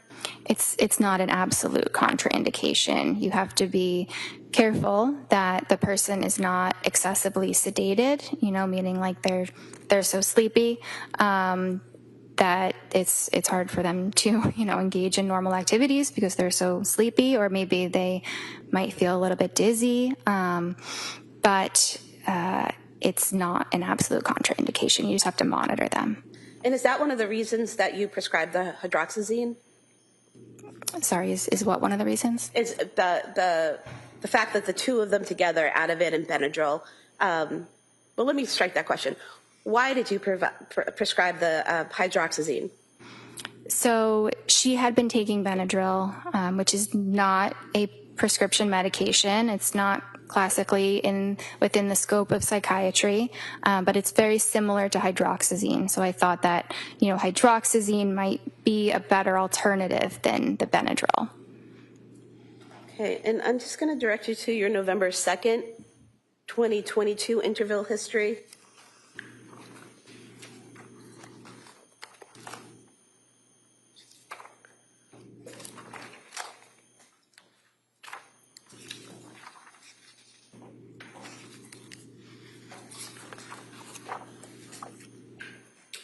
Now, would it be fair to say that on the November 2nd date, the defendant reported she was fine all day, evenings, bedtime, get anxious, Ativan helps, sleeping great on it, afraid to try something else, but knows it's not a long-term solution. Is that correct? Yes. And what part of that did the defendant tell you was not a long-term solution? Taking the Ativan. And why is that? Because it was indicated for short-term use only. The people can struggle more with dependence if they're taking it for a very long period of time. And was there a plan developed based on that concern?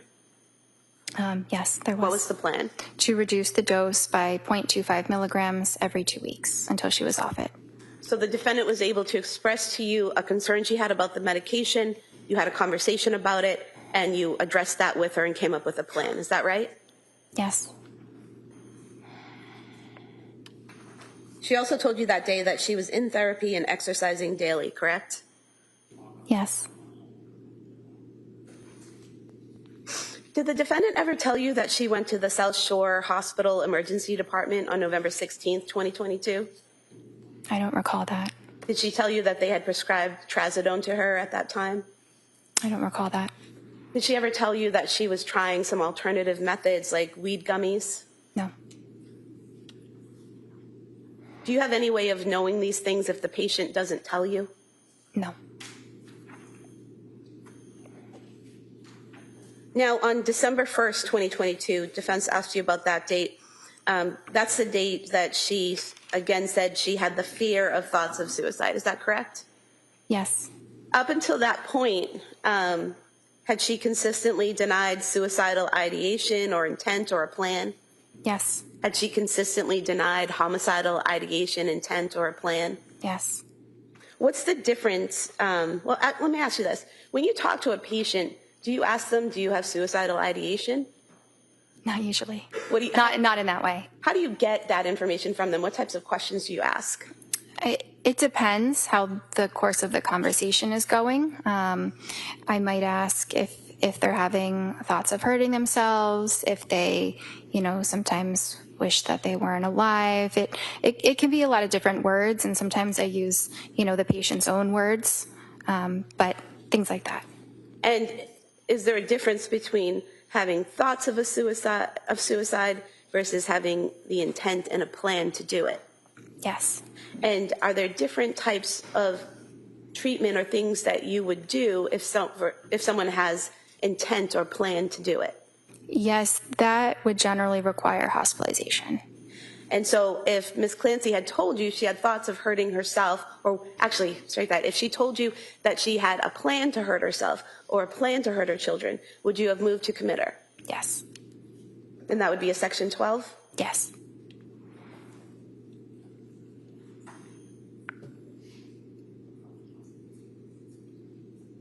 You were asked about the October 31st therapy session with Jennifer McAllister, and I know you weren't present from that, you're just going from the records, but you did say that in that session the defendant denied suicidal ideation and homicidal ideation, correct?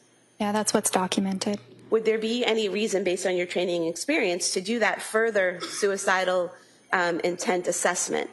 No. Why not? Because if someone is denying suicidal ideation, they're just going to deny every other detail about suicide. But that further evaluation, is that very specific questions about planning for suicide, how you do it, all of those things? Yes. You were also asked about evaluating the defendant for bipolar, and you said that she, based on your conversations with her, there were no signs of mania, correct? Correct. What are the types of questions you ask a patient to determine if they've experienced an episode of mania? Well, a lot of it is what I can see in the session. I might also ask about some of those symptoms, like decreased need for sleep, or racing thoughts, or increased risk-taking activities. But even if they're reporting those things, I would have to really see it for myself to diagnose that. And what would you see physically? So I might see that the person is talking very fast, and it's almost impossible to interrupt their rate of speech. And it might also be very loud. They might be hyperactive, not able to sit still. They might be yelling and jumping from one thought to another without any linear connection between the thoughts. They might, I guess that's probably what I would observe in terms of behaviors. Did you observe any of those behaviors with Lindsay Clancy? No, it was the opposite. What do you mean it was the opposite? So, the opposite of euphoria is dysphoria or depression. The opposite of hyperactivity is tiredness and fatigue. So, in a way, it was the opposite of mania that I observed. And in terms of the questions you asked about her past behavior, were any of the answers that she gave indicative of mania? No. You were asked about discussing Seroquel with the defendant, even though you weren't the prescriber. Why did you discuss that medication with her? Because the patient was asking about it, and her husband was also asking me about it. They really wanted my opinions about it. It wasn't necessarily that I was prompting this line of conversation. And what did you tell them about it?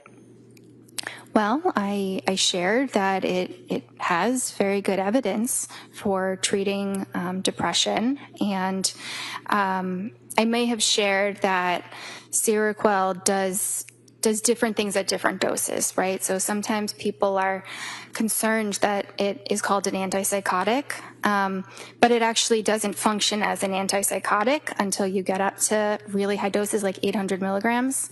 So in low doses, it's more of a sleep medicine or an antidepressant. So I think that I explained that to them, and it's obviously a very important part of it. But they were also concerned about that causing the depression that she was experiencing. So we talked a bit about how you would tell. You know, it can be hard to tell whether a medicine is causing that or it's just occurring because of depression. What did you tell them in terms of how to tell? That it's really based on the timing. If you were to notice a significant decline after starting or increasing the medication. And prior to Ms. Clancy taking the Seroquel, had you noticed signs of depression in her? Yes. And after she was off of the Seroquel in January, did you see signs of depression in her? Yes. So that was completely off of Seroquel, both before and after, still showing signs of depression? Yes. During January, the defendant told you she had trouble getting out of bed? Is there a specific visit? I think it was right after she got out of the hospital. Maybe your first or second visit with her.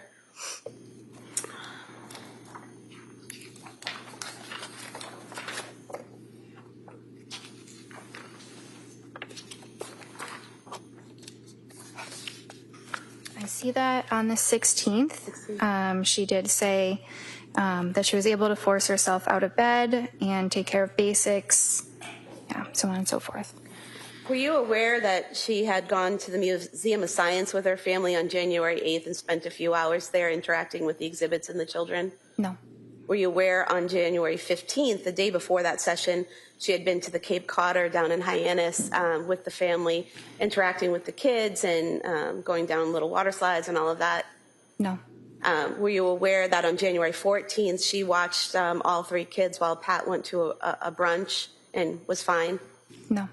Were you aware that on January 16th, her husband took Cora skiing and she was alone with the boys all day and had no issues? No. You were asked about the thyroid and how that can affect mental health and postpartum. Were you aware that at both South Shore Hospital and Brigham and Women's Hospital, her thyroid limits were in normal range? No, I was not. You received a discharge summary from McLean Hospital? Yes. What's contained in the discharge summary? So it includes information about how the patient initially presented, what they said when they first came to the hospital, and their initial assessment from the psychiatrist that they spoke with. It talks a bit about their treatment course, how things progressed, any changes that were made, and then it talks about how the patient appears on the day of discharge. Does it also include what medications they were prescribed and what the diagnosis might have been? Yes. And was that sufficient in terms of your review of the information that you needed for you to know about your patient at that time? Yes, that was a very helpful amount of information that I would typically review that amount of information for a patient after the hospital.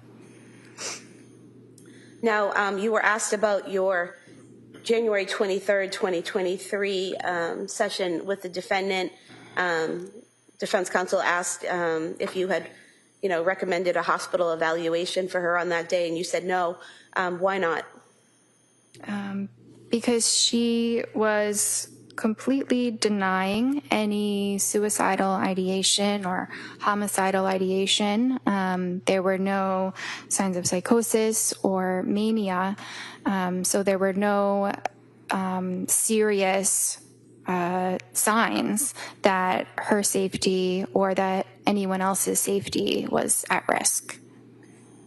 And during that session, did she ever tell you that she planned to harm herself or the children? No. If she had done that, what would you have done? I would have, it depends exactly how it would have played out. You know, it would definitely include hospitalization. If the children were in immediate harm, it might include enlisting help from my staff so that they could call the police while I'm on the phone with her. You know, I think it depends, but I would address it promptly. You were asked by defense counsel about the amitriptyline that you prescribed on January 16th, 2023. That initial prescription was for 10 milligrams, correct? Yes.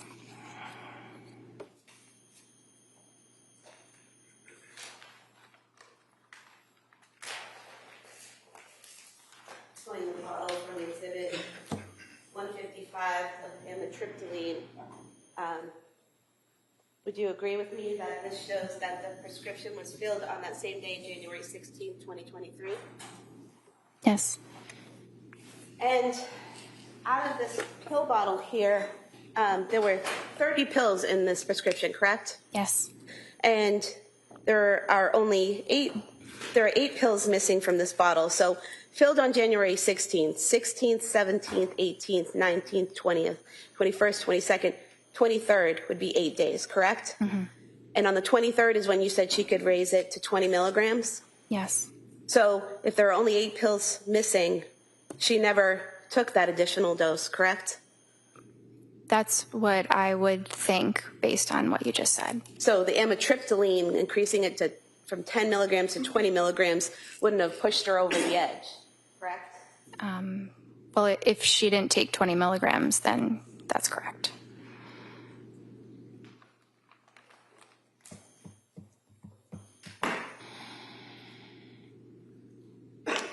I have nothing further, thank you. All right. Then recross. Briefly. So one of the questions that prosecutor asked you pertained to whether or not you could reach out to a third party. You recall that question, like mother, father, husband? Yes. And we already on cross talked about that you didn't, and they didn't call you, but then the DA also raised that, and you said you didn't have HIPAA permission. You recall just telling that to the jury? Yes. That was an additional detail. All right. So what does that mean?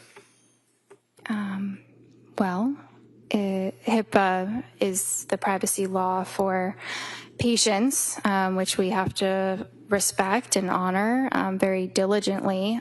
So we are not allowed to talk about a patient's treatment to anyone. We're not even allowed to say that they are a patient at our clinic unless they were to waive those HIPAA rights. And she was very cooperative, would have been more than willing to have you talk to her mother and father and her husband, right? Objection. Sustained. Well, did you ever ask her to sign a HIPAA form?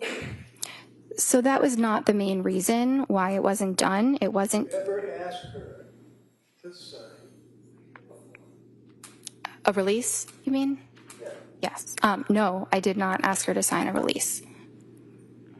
And if she did sign a release, even though her mother, her father, her husband didn't call you, you could have then reached out to them, right? I could have, but it is not typically something that is done when you have an adult patient who's able to speak for themselves. Yeah, what is that? It's not typically done when? When you have an adult patient who is able to speak for themselves. My God, you don't call the parents that she's living with because they're helping her or her husband? No. Because why? She's able to advocate for herself? Yes.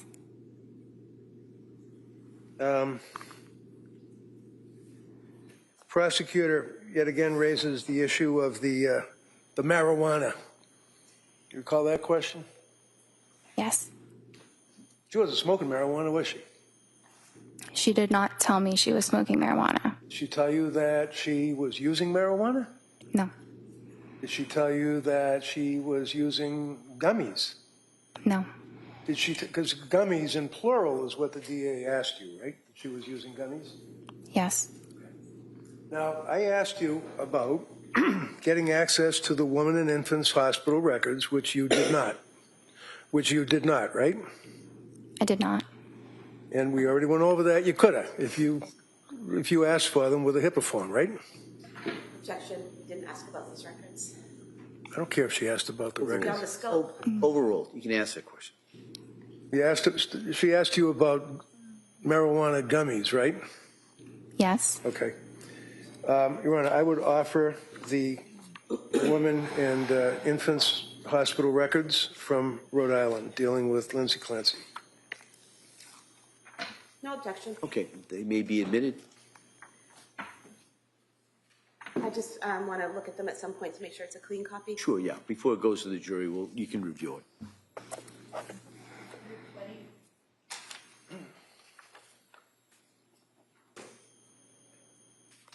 And it's important for a patient to be forthright when asked questions by their provider, right? Yes. And you always, in your opinion, found her to be forthright, right? Yes. Okay.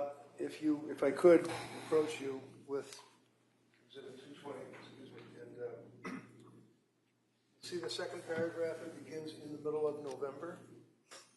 Could you read that first sentence?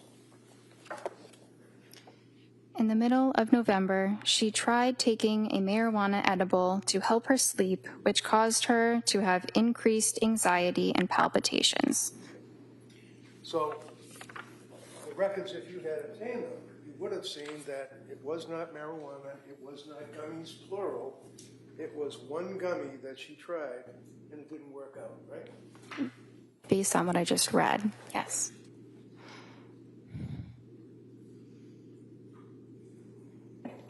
Then you told us that there's a difference between a thought of suicide versus a plan of suicide, one of which would result, in your words, were a commitment, right? Yes. What does that mean? Thought versus plan equals commit.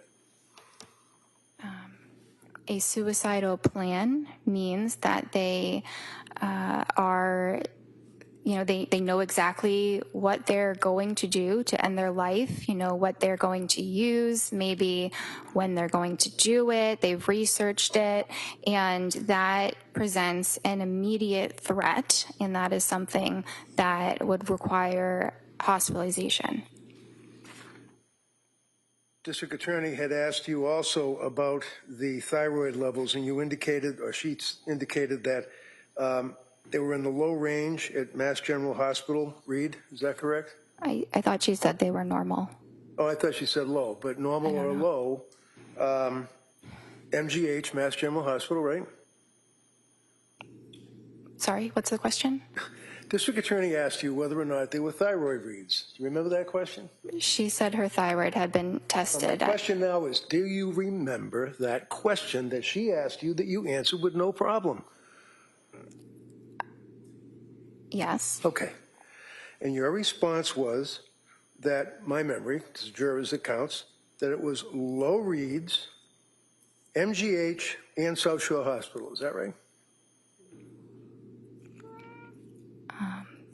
I thought she said that it was normal, or within normal limits. Almost fine. We'll go with normal. So your memory is that there were thyroid blood level reads of Lindsay Clancy from 2 healthcare providers. Is that correct? Yes. One would be Mass General Hospital, right? I don't remember exactly. I think she said yes. I think she said Mass General. Okay. Do you remember where the other hospital healthcare provider was? It might have been South Shore. Do you know what date those were? No. Those are old reads, weren't they? I don't know. One of the things that the district attorney asked you about on a number of occasions that seems to be important is if the person that you're treating has, I guess, what do they call it, pressured speech?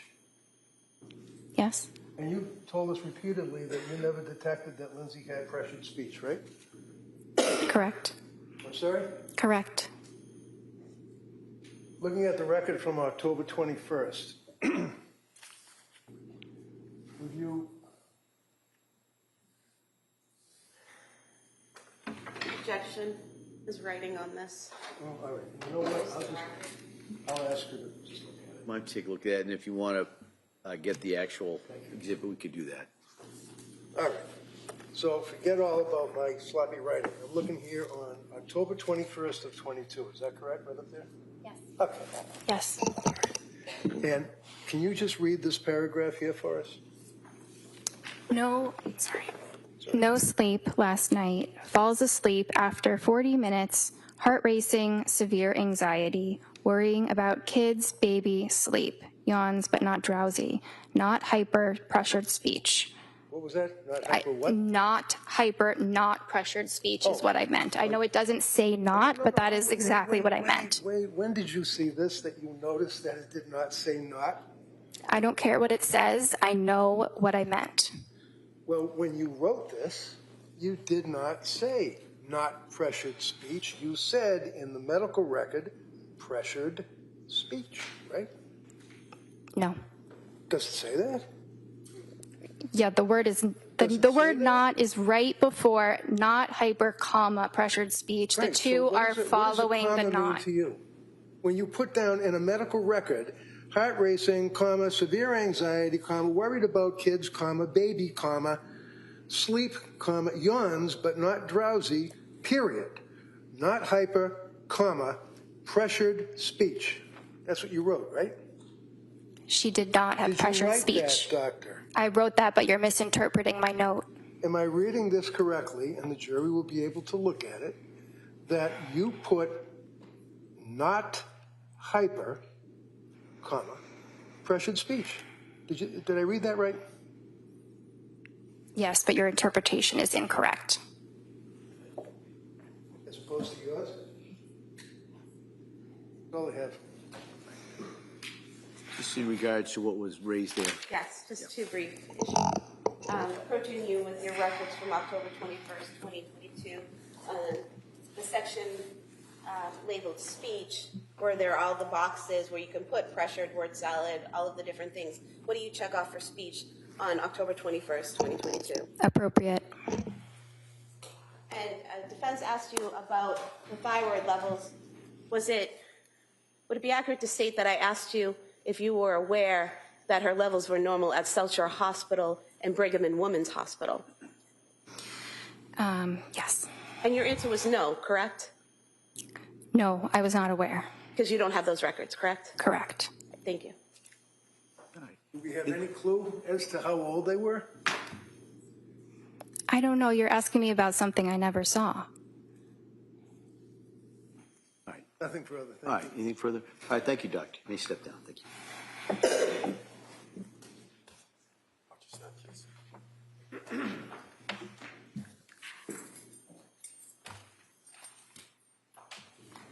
Your Honor, the Commonwealth would move to submit the certified copy of the Spalding rehabilitation records. For No the objection, defendant. that's by agreement. Okay. By agreement of counsel, the Spalding records will be introduced. Exhibit 221.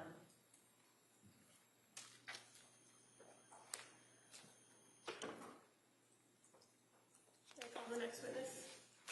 Please, counsel. Commonwealth would call Julie Paul.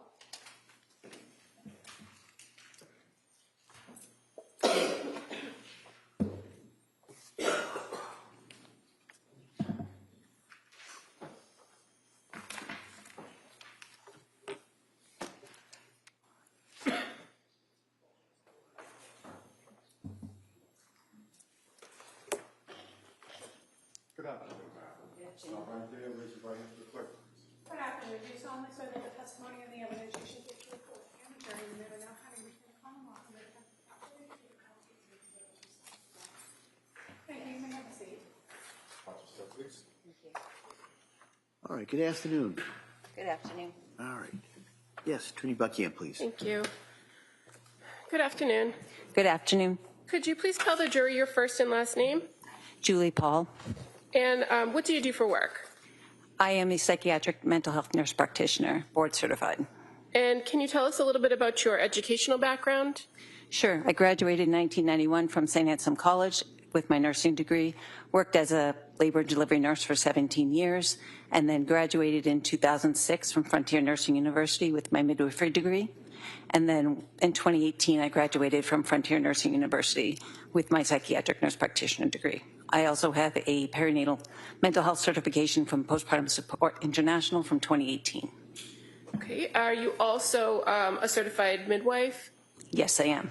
And are you licensed in the state of Massachusetts to be a psychiatric nurse practitioner? Yes, I am. And what is required in order for you to become certified to be a psychiatric nurse practitioner in Massachusetts? I attended a certified program, did 2 years additional training, and then took the certification exam through the ANCC.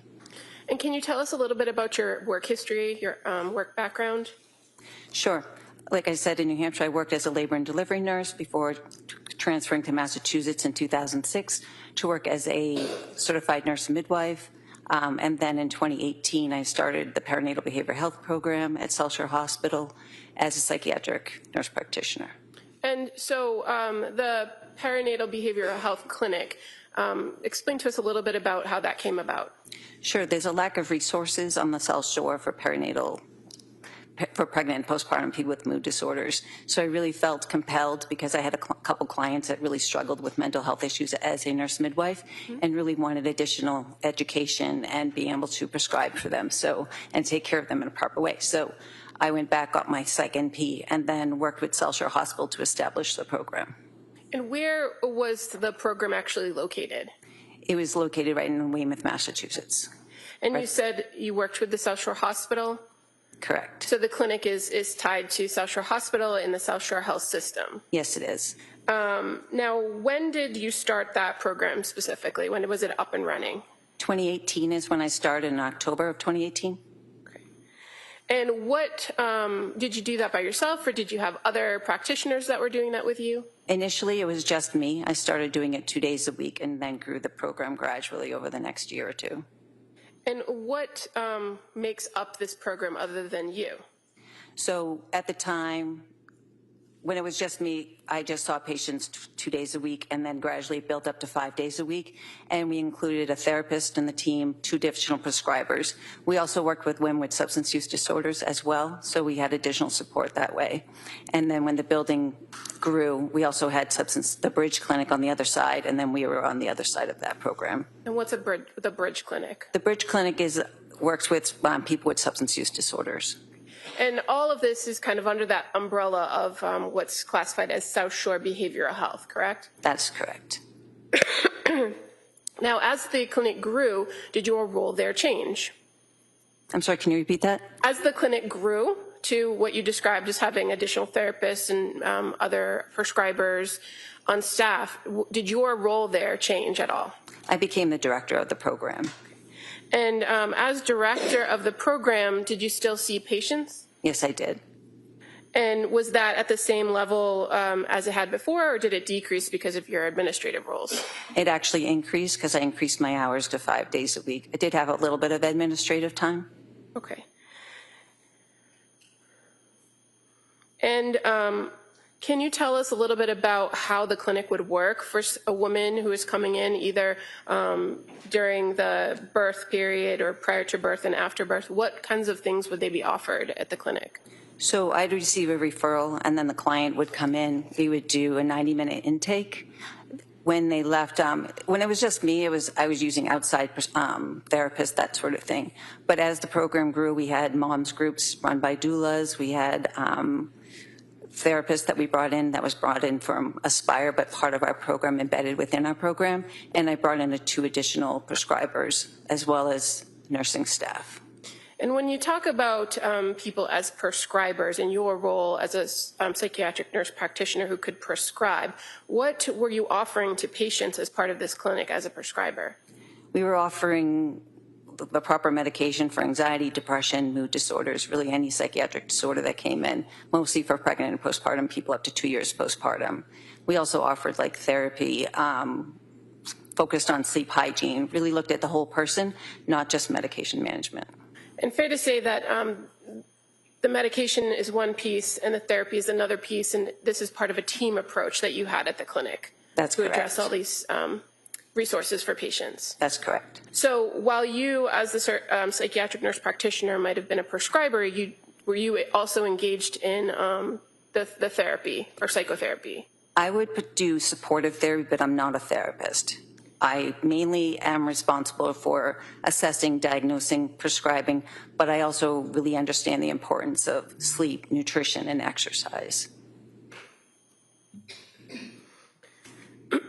And so being that you had a history of working as a midwife and working as a nurse in labor and delivery, do you have a lot of experience with moms or women who are in that postpartum period? Yes. And how about your experiences with diagnosing and prescribing for women in that period? Do you have experience in that? In the labor and delivery realm, as a nurse midwife, yes, I diagnosed like labor and that sort of thing, and even depression, anxiety, not to the extent of higher acuity psychiatric conditions, but as a psychiatric nurse practitioner, I did. Okay. And as far as your role at the perinatal behavioral health clinic, fair to say that your primary patient base was all going to be women who are either pregnant or after birth? Correct.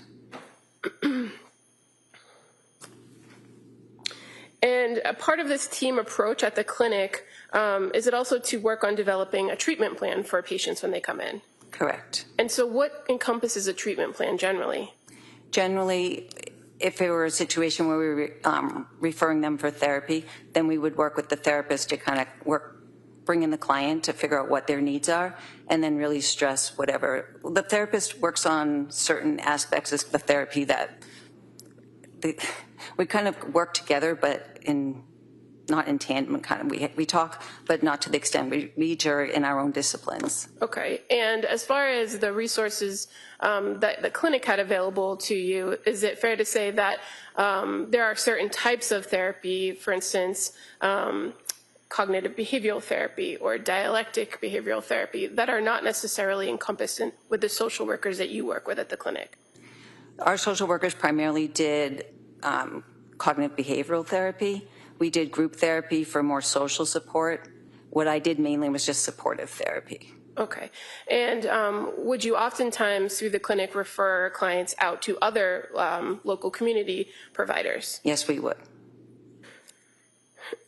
Now, as the psychiatric nurse practitioner, does medication play an important role when you are dealing with a particular patient that came into the clinic? Yes, it does play a role. And how is it that you determine what's the appropriate medication track for any given patient? We do proper screening, and then we do a complete interview with the client, and then based on what their responses are, together we work as a team to develop the best medication options or treatment options for that client. When you say work as a team, does that include the patient themselves? Absolutely. The patient is the most important part of the team.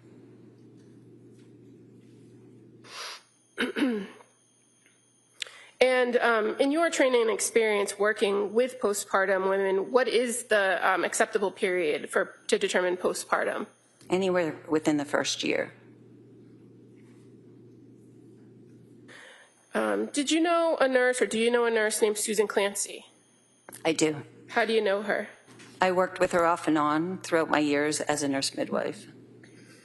And what's the nature of your relationship with her, other than the working with her? Essentially, we just worked together. When we did births together, we worked well as a team. Okay. And do you know where she worked? She worked at South Shore Hospital. On November 20th of 2022, did you have a conversation, or did you get a call from Sue Clancy? I did. She was referred to me through Nanette Landry, another midwife that I work with. Okay. And so as a result of the phone call that you had with her, did you get in contact with a woman by the name of Lindsay Clancy? Yes, I did. Was that the same day or a different day? It was the same day. And your contact with Lindsay Clancy, was it by phone or virtual or in person? It was by phone. And so what was the purpose of calling Lindsay Clancy? I just wanted to get her side of what had been going on with her history. Sue had alluded that she was struggling in the postpartum period, so I wanted to know exactly what she was struggling with to see if she'd be a good candidate for our program. So did you initiate the call to Lindsay Clancy? With the permission, I asked Sue Clancy if Lindsay had given permission, and she said she had. Okay. And in the conversation that you had with her, do you know approximately how long that phone conversation lasted? I don't recall. Okay. Okay. But were you able to get all the pertinent information from her during that phone call? I got enough data to determine that she would be a good candidate for the program. So she would have met criteria for a referral from any other resource? Correct. Now, is it fair to say that in this conversation, in order to determine whether she qualified, you had to ask her some background questions? I did. And so were you able to identify whether she was in that postpartum period? Yes, I asked when the birth of Callan was, and she said it was May 26th, 2022.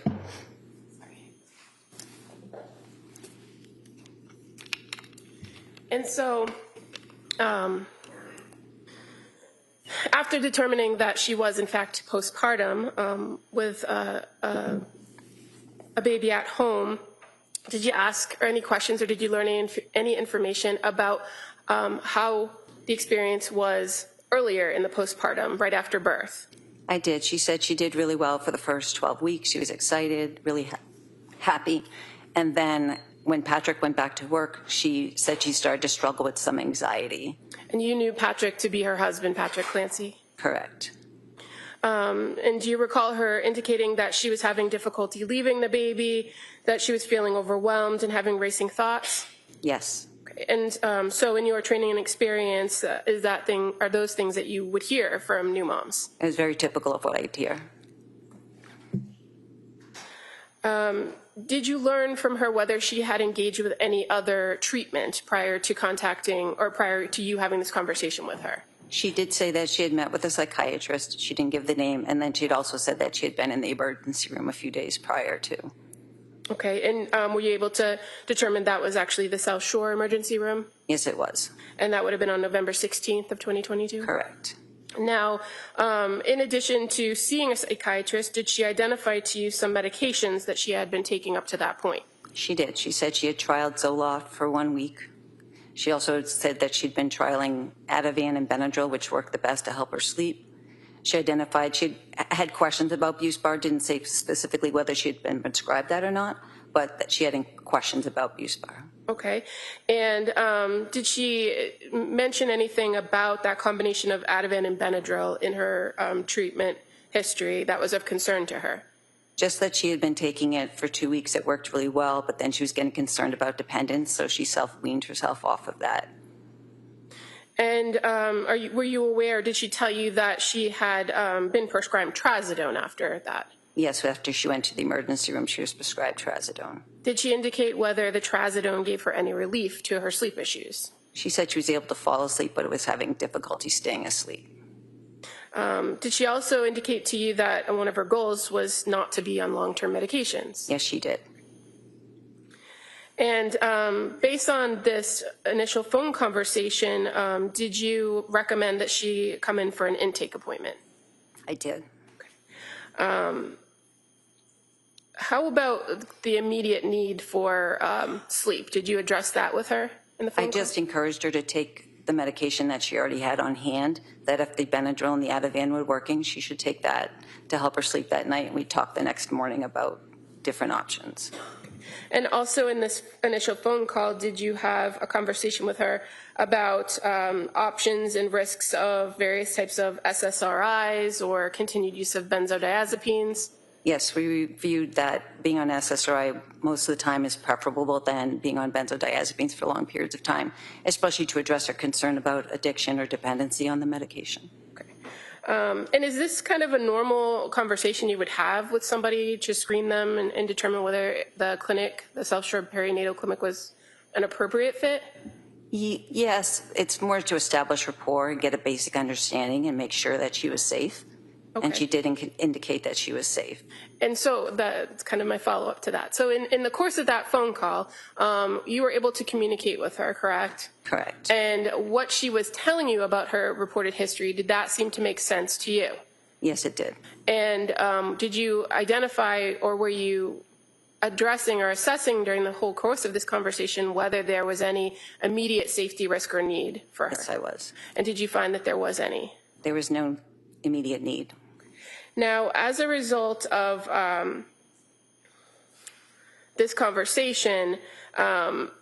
did you determine whether she was having any suicidal ideations? Yes, I asked her specifically if she felt like she wanted to harm herself or her children, and she said no. And how about asking her about homicidal ideations? Yes. And did she indicate whether she had any? She did not.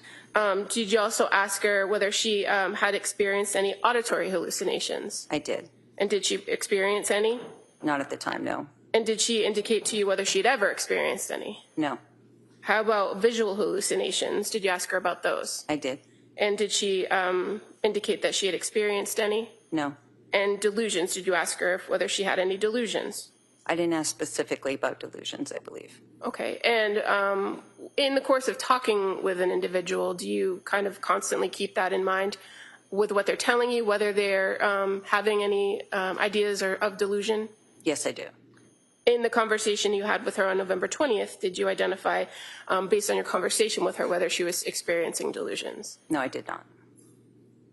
And fair to say, a standard set of questions that you also ask have to do with drug use or tobacco or alcohol. Did you ask those questions as well? I don't recall. Okay.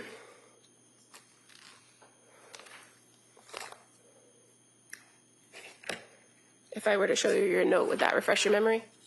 I have my notes right here. I could look at it. Okay. Draw your attention to the note from November 20th of 2022. Yes, I did ask her, apparently. And she said no to illicit drug use, tobacco or marijuana or alcohol at that time. Okay. And she also indicated to you that at this time on November 20th that she had stopped breastfeeding. That's correct. Now, did she schedule or did you schedule with her an intake for the next day, November 21st? We did. And at the clinic, what generally is the practice for whether a person appears in person or on a telehealth visit or virtually? Generally speaking, we like to do the intake in person as long as it's feasible. And for her, it was. Okay. And just kind of while we're on that topic, going forward with a patient who's being seen at the clinic, what are the criteria to determine an in-person visit or a telehealth visit? They're given the option about what works best for them. And are there instances where you as a provider might insist a person comes in person? If somebody needs to do like a urine drug screen or laboratory work, we'll have them come in. Or if they seem to be not making sense or having more difficulties, we'll have them come in person. And if a person is scheduled for an in-person visit and there are no observed issues on your end, can they opt to change it to a virtual appointment at any point? Yes. Okay. And that's just the normal course of business at the clinic? Correct. Now, in this particular instance, you said the intake was in person, right? Yes. And during the course of the intake, are there particular types of questions that are asked of the person to get to know them and get to know their situation? Yes, generally we do a full intake. The first thing they do is meet with the nurse who does all the screenings. And one of the things that is asked of an individual when they come in is to tell you why they are there, right? Correct. What their complaint is. Yes. And so for this patient, for Lindsay Clancy, what did she identify as the reason for the visit? Would it be okay if I refer to my note? Sure. So she said pretty much I cannot sleep was her major concern. Okay. And is that something that you've seen in your experience with new moms that come through the clinic and are postpartum? It's very typical. Now, even with that report or that reason, do you do a full history to try to identify kind of what's going on in the present and what has happened in the past? Yes, I do. And generally, is it fair to say that that's kind of the goal of an intake, right? I do that with every client. I have a standard set of questions. Is that just for the intake or any follow-up? Any follow-up, I have a basic kind of script, but I always adjust it based on what they're saying. Okay. But fair to say, once a person gives kind of that history of their background, especially if they've had prior births before, prior experiences with mental health professionals or psychiatric history, that kind of follows the patient as they go through with their subsequent visits. Yes. So in this instance, you had some background information from the phone call you had with her, but did you go back through those standard questions that you'd ask in an intake? I did. And did you learn a little bit more about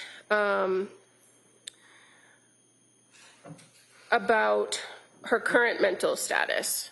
Did you ask her some questions about currently how she was in this November 21st meeting? I did. And so, again, do you kind of go through in each and every instance whether the person has any thoughts of suicide or harming themselves or others? At every visit, those are standard questions that I ask if they have any type of suicidal, homicidal ideation or auditory or visual hallucinations. Do you ask the same questions each time, or is it kind of fluid based on your rapport and conversation with the patient? Generally, I try and touch upon the topic. Sometimes we get to that answer indirectly just by the line of questioning that we're using. Okay. And where it had been reported to you that she had been on the Zoloft and stopped due to insomnia, that she was overwhelmed and her mind was racing, did you talk with her about intrusive thoughts? I did. And did she indicate whether at that point she was having any intrusive thoughts of harming herself or her babies? She was not. Did she report to you how she was feeling at home with having now 3 children to take care of? She was feeling overwhelmed. And that, again, reiterating that around 12 weeks when Patrick went back to work, that she was having increased anxiety. Correct. And did she indicate to you that that was something that she had experienced to some extent with her other 2 children? At least with her second pregnancy. And was she able to manage that with her second pregnancy without medication? As far as what I was told, yes. And fair to say she indicated that she would use breathing, meditation, and yoga to work through it. Correct. And so on this November 21st intake date, you again ask about drug use, right? Correct. And at this point, she had told you that she did trial one CBD gummy at some point, but that did not help. Correct. And you also learn about any prior psychiatric medication she had been on? Yes, she had been on the Zoloft, the Ativan. She had been prescribed Buspar, but she didn't indicate whether she had taken that or not. Okay, and so that was her report of her most recent course of treatment, but did she talk about having anxiety issues yes. further back in her history? Yes, in college she had trialed Prozac, propranolol, and Wellbutrin. And fair to say she indicated that to you that she did well on those medications in nursing school? Correct, with the only side effect being sexual side effects. Did you talk to her at this point in November 21, 2022, about whether she had a plan to go back to work? I don't know if that was a specific day. I know that we talked about work at a different date. Okay. If you have your note in front of you, I'd just draw your attention to maybe the last paragraph of the history of present illness. Oh, I'm sorry. And you're talking about the day of the intake? Yes, sorry. Sorry, I thought you said the 22nd. So, yeah, she had planned to go back to work in October, but it got delayed. She pushed it forward to November because she was having anxiety. Okay.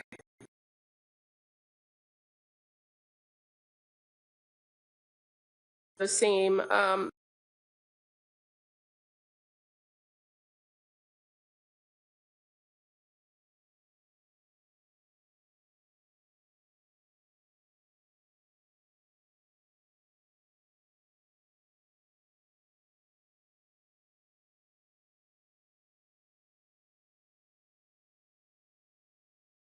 in that postpartum period, are there any specific screenings that you do? Yes, we do the Edinburgh Postnatal Depression Scale. We did the GAD, which is the Generalized Anxiety Depression Scale. We did the Mood Disorders Questionnaire Scale, the Colombian Suicidal Scale, as well as the 5 Ps, which assesses for substance use disorders in pregnancy and postpartum. And so as far as in each one of those screens, what did you find as it pertained to this particular patient? She was significantly high in the GAD-7, which is for generalized anxiety. She scored 21 out of 21, which is, they're just screening, so it's not diagnostic, but it did indicate that she was experiencing extreme anxiety. And then with the Edinburgh postnatal depression scale, she scored a 23 out of 30. But the one that I look for the most in that scale is number 10, and she was negative, and that's for suicidality. Okay. And so why is it that you look at that one in particular, or why do you consider that most? Because that shows significant depression, especially if they have thoughts of harming themselves. Is it fair to say that that Edinburgh scale it also could fluctuate with postpartum mom depending on their situation? Yes. And the other screens that you performed, did you identify whether there was any substance use issues? No, there wasn't. Now, once you were able to kind of gather all this information from her and do these screenings, were you able to come up with an assessment and a plan for how to help her? Yes, And what was going to be the plan with Ms. Clancy? So we had discussed starting Prozac. Okay. And is that, or why Prozac? Why start there? Because she'd had a history of being successful on it in the past, and that's a good indicator that instead of trialing multiple medications, to start with the ones that actually work. So I gave her 10 milligrams for the first 4 days to make sure there were no adverse reactions, and then I was going to increase her to 20 milligrams if she tolerated that well. Okay. And what about some of the medications that she had already, that she was already on, the Ativan and Benadryl and the Trazodone? Did you have a plan for those? I did. So I encouraged her to take the Ativan. So when Prozac can sometimes be very activating, it can make the anxiety worse before it gets better when you first start it. So I wanted to pair it with the Ativan just in the beginning, just to help her be more comfortable with the anxiety and to make sure that it didn't interfere with her sleep. And as far as Prozac goes, what class of medication is it? It's an SSRI, a selective serotonin reuptake inhibitor. Is it commonly prescribed to treat people with depression? Yes, it is a first-line treatment. You said first-line treatment? Correct.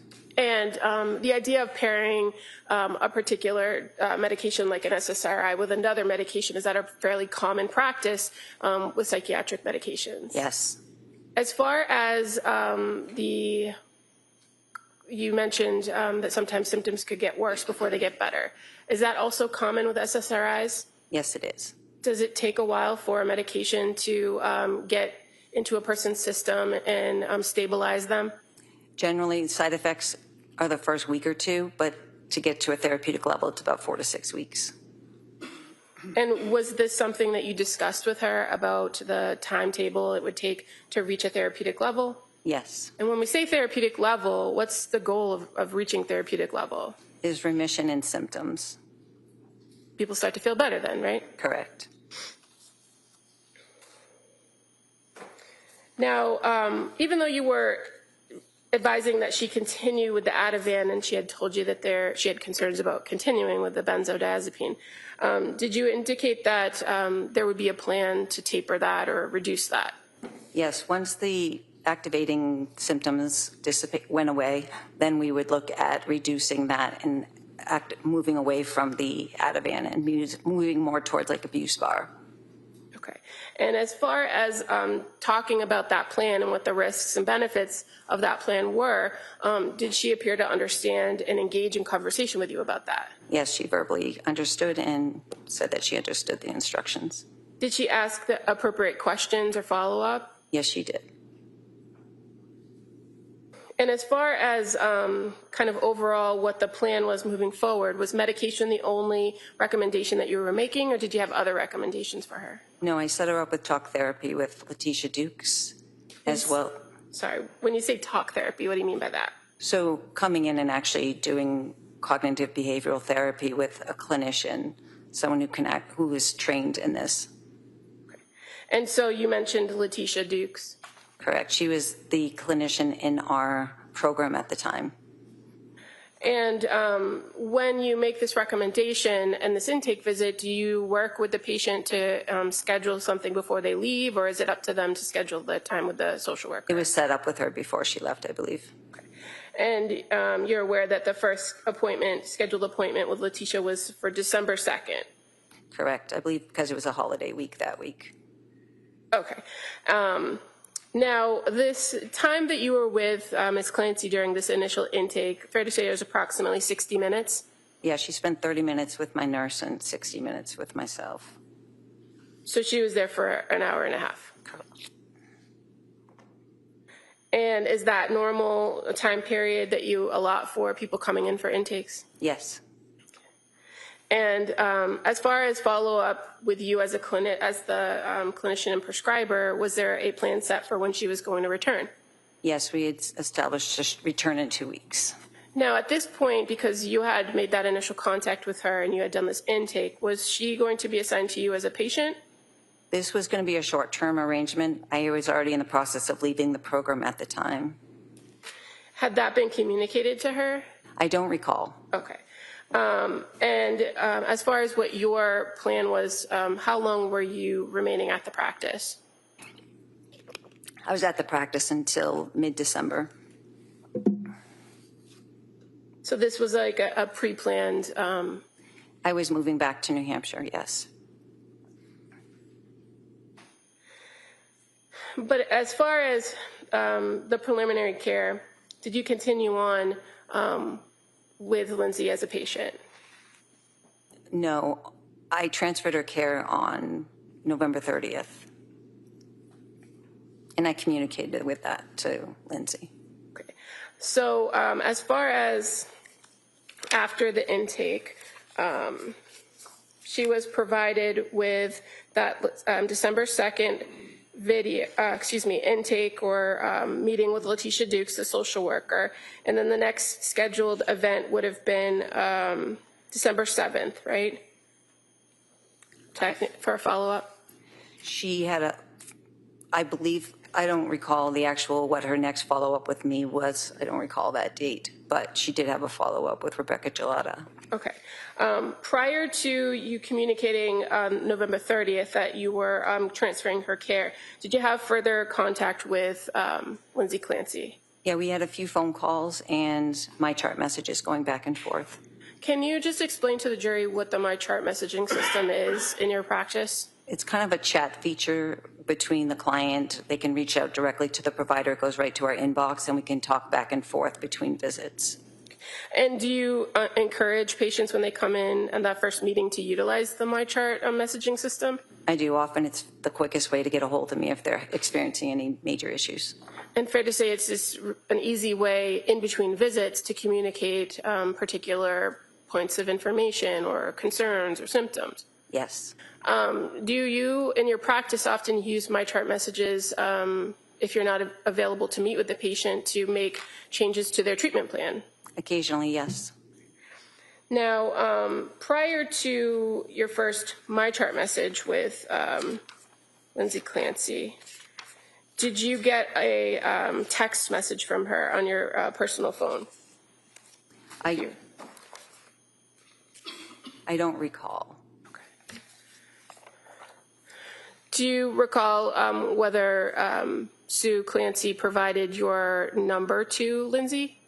I know I did. So she had my number because I called her from my personal phone call because it was on a Sunday when I reached out to her initially. So that November 20th phone conversation was a communication between you and her on your personal phone? Correct. And so do you recall on November 22nd getting a message from her saying, "Hi, Julie, this is Lindsay Clancy. I'm sorry to contact you like this, but when you have a minute, can you please call?" I can't recall whether that was a MyChart message or if that was on my personal phone. I apologize. That's okay. As a result of some way her contacting you, did you then have or send her a message or have a conversation with her on November 23rd? I know we communicated on the 22nd. I sent a message saying that was the day she was getting nervous about starting the Prozac, so we encouraged her to go ahead and start the Prozac. I know we communicated on the 23rd, either by phone or by MyChart message, that indicated that she had taken the medication. She had started it on the 22nd. Okay. And were you aware at this time period that she was currently already a patient in the South Shore Health System Network with a primary care physician named Margaret Anastasia? Yes. And she's a nurse practitioner, right? Correct. Now, as far as these concerns that she relayed to you about starting the Prozac, do you know whether she did start the Prozac? Yes, she stated that she started the Prozac on the 22nd of November. Okay. And by November 25th of 2022, did you start having some MyChart communications with Lindsay Clancy? I did. And so just referring first to November 25th of 2022, fair to say that you gave her or sent her a MyChart message encouraging to kind of stick with the plan, right? Correct, prior to that, yes.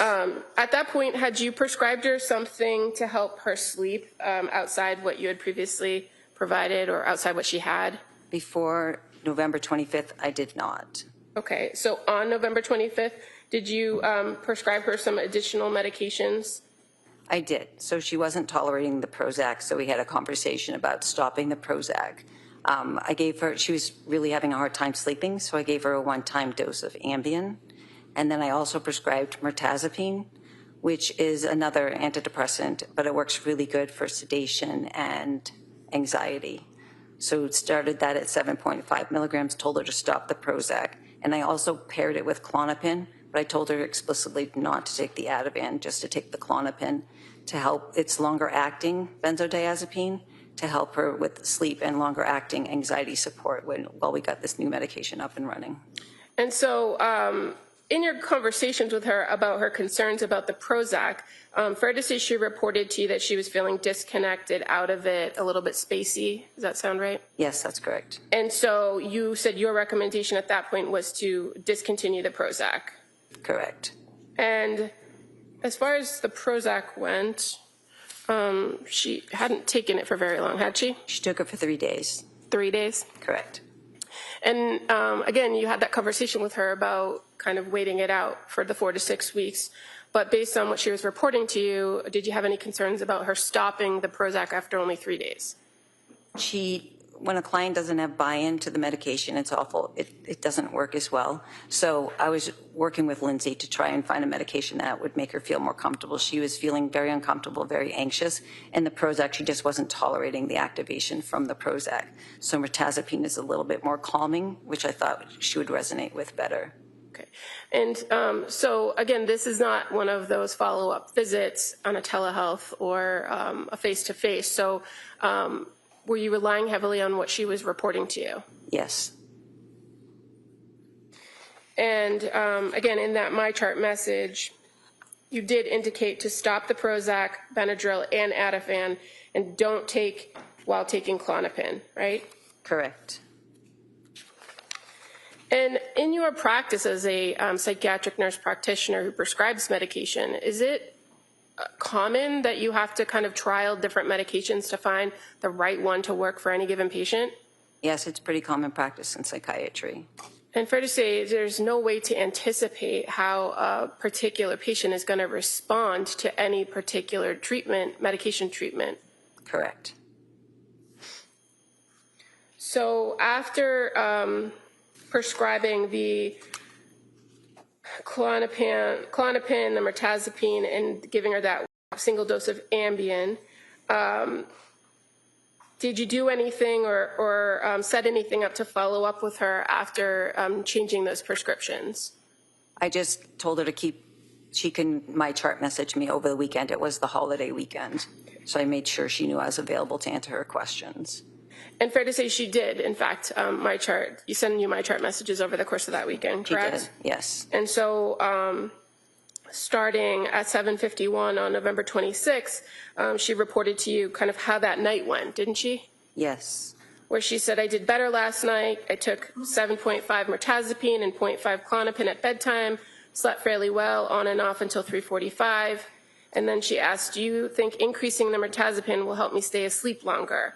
I can survive like this, but would be helpful to get to sleep until at least 5. Thoughts? Thank you, Lindsay. Yes. Did you respond to that message? I did. And what did you advise her to do when she asked about increasing the mirtazapine and wanting to stay asleep longer? I said she could trial the 15 milligrams. And again, is that something that is common for you to do in prescribing, that maybe you have to adjust the dosage? Yes. Did you have any concerns that increasing the mirtazapine up to 15 would have had any issues or problems? No. And then again, on November 27th, you had a correspondence with her starting at 9:59 a.m., where she again reports to you how she did that night. Is that something you encouraged her to do, to just give you a nightly or like a follow-up the next day, check in to let you know how she was or what she was experiencing by way of symptoms? I do that with a lot of clients that are really anxious. I like to make myself available to them so that they have that reassurance. Okay. So this wasn't kind of unexpected. It wasn't out of the ordinary for me. And so on the 27th, she indicated she slept well, taking the 15 mirtazapine and the 0.5 Klonopin, feel rested but super disconnected with myself and reality, and describes it as a scary feeling, thinking of stopping Klonopin tonight and just taking the mirtazapine. Do you recall that communication? And she acknowledges that I've only taken it 2 nights, so that should be right, okay? Or sorry, I've only taken it 2 nights, so that should be okay, right? Do you recall her asking that? She's referring to the Klonopin, and yes, she did. She was really anxious about being dependent on benzodiazepines, so I think her goal was to not be on them. And if she was going to, the disorientation might have been because of all the sedation from the mirtazapine, which is a common side effect, which is why we chose that, and she knew that. And adding the Klonopin, maybe removing that, might have helped with some of the sedative factors for it. So did you find there to be any issues with stopping the Klonopin or her deciding not to take it after 2 days? No, I did not. And in fact, you indicated and told her that should help with the disorientation, right? Yes, it might. Okay. And so that was on November 27th. And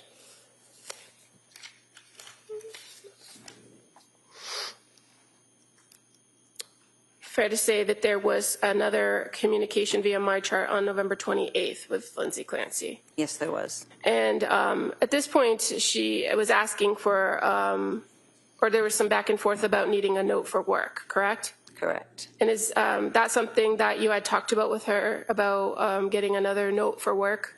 Yes, that's what I do that often. And in fact, you kind of went back and forth with her, and ultimately she said never mind, that she didn't qualify for short-term disability anymore, and she's just going to be on personal leave.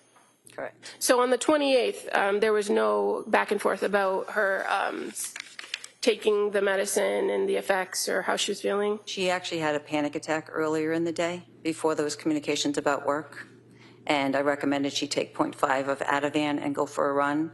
And I also recommended that she consider doing the partial hospitalization program at women and infants. And what was her response to the recommendation for the partial hospitalization program? At that time, she felt it wasn't going to work logistically for her or her family. Okay. And why did you recommend maybe going for a run?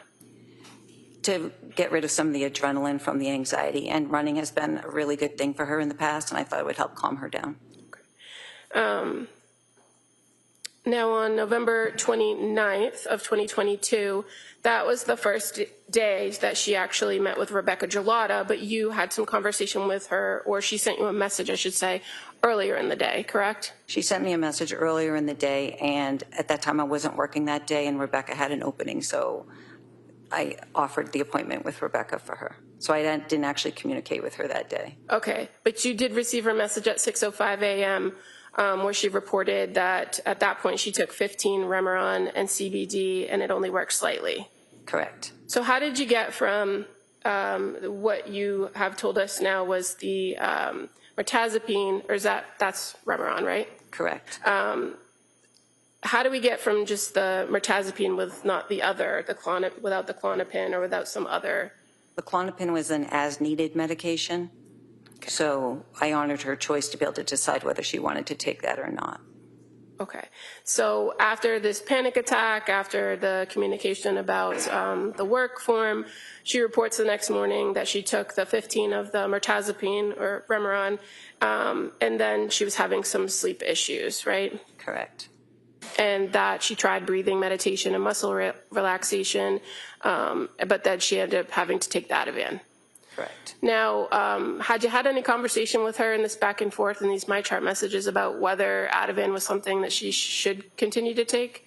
It was understood that she wouldn't take it unless until I had that conversation with her. I was under the understanding that she wouldn't be taking it while taking the Klonopin.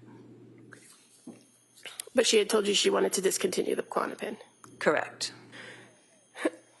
And so you said as of November 30th that you had then fully transferred care.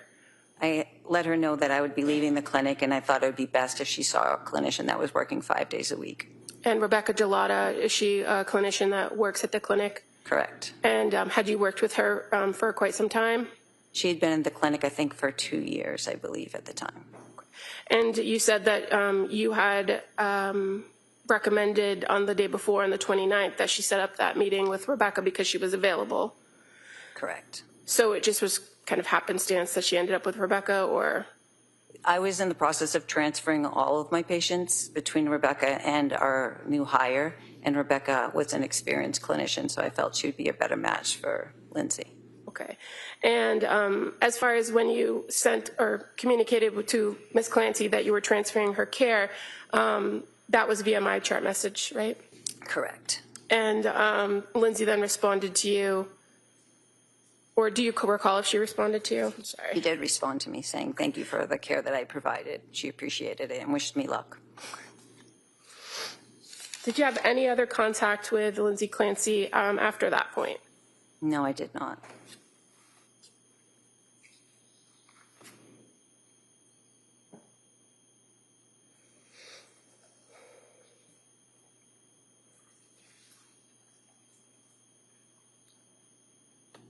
And just to be clear, so when we were talking about moving from November 28th to the 29th in time, did you have a phone call with her outside the MyChart messages about that panic attack? Or do you recall having entering a progress note about that? I do remember entering a progress note about that. Okay. And that's when I told her to go for the run. I made the recommendation for the PHP.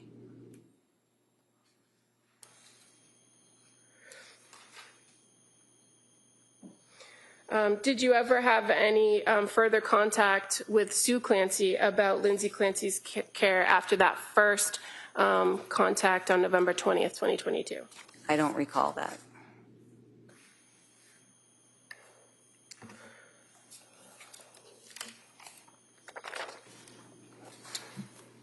I have no further questions at this time. Council, can I see it? Sidebar.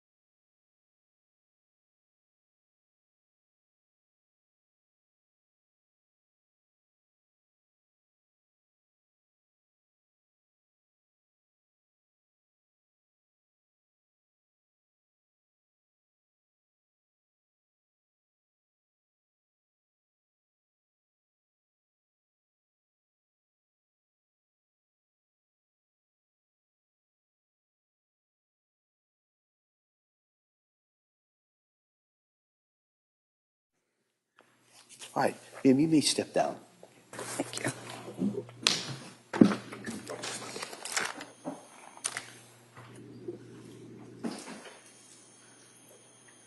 All right, well, members of the jury, just a couple minutes later. So we're going to break. The Commonwealth is finished on their direct. We're going to start with the cross-examination of this witness, but we're going to start that tomorrow. All right, so we're going to break till tomorrow. Remember my instructions. Don't talk about this case. Don't read about this case, or even similar cases in regards to this. Don't read anything. Don't take any field trips. Don't do any research. You kind of know what the instructions are. I'm going to ask you those questions. We'll come in. We might start. I'd ask you to be here ready to go at 9. There may be an issue I have to talk to counsel. It might cause a little bit of a delay, but we'll try and keep that minimized. We'll get you in here tomorrow. Okay? Great. Thank you for all your work, and I hope you have a nice evening. We'll see you tomorrow. All right. Jurors, those are no further, follow me.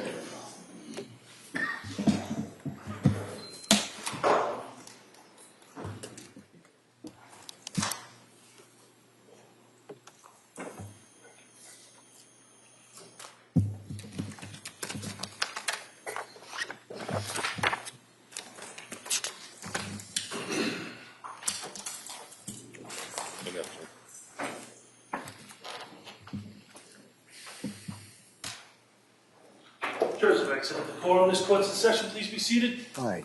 Anything else we need to address the court? Thank you. So the plan will be to start tomorrow. Before we bring the jury back in, my plan would be to address the defendant's motion for that additional witness. We could maybe do that first thing, and then after we argue that, go right back into the presentation evidence. All right. All right. Thank you, everyone. Thank you. Court, all rise.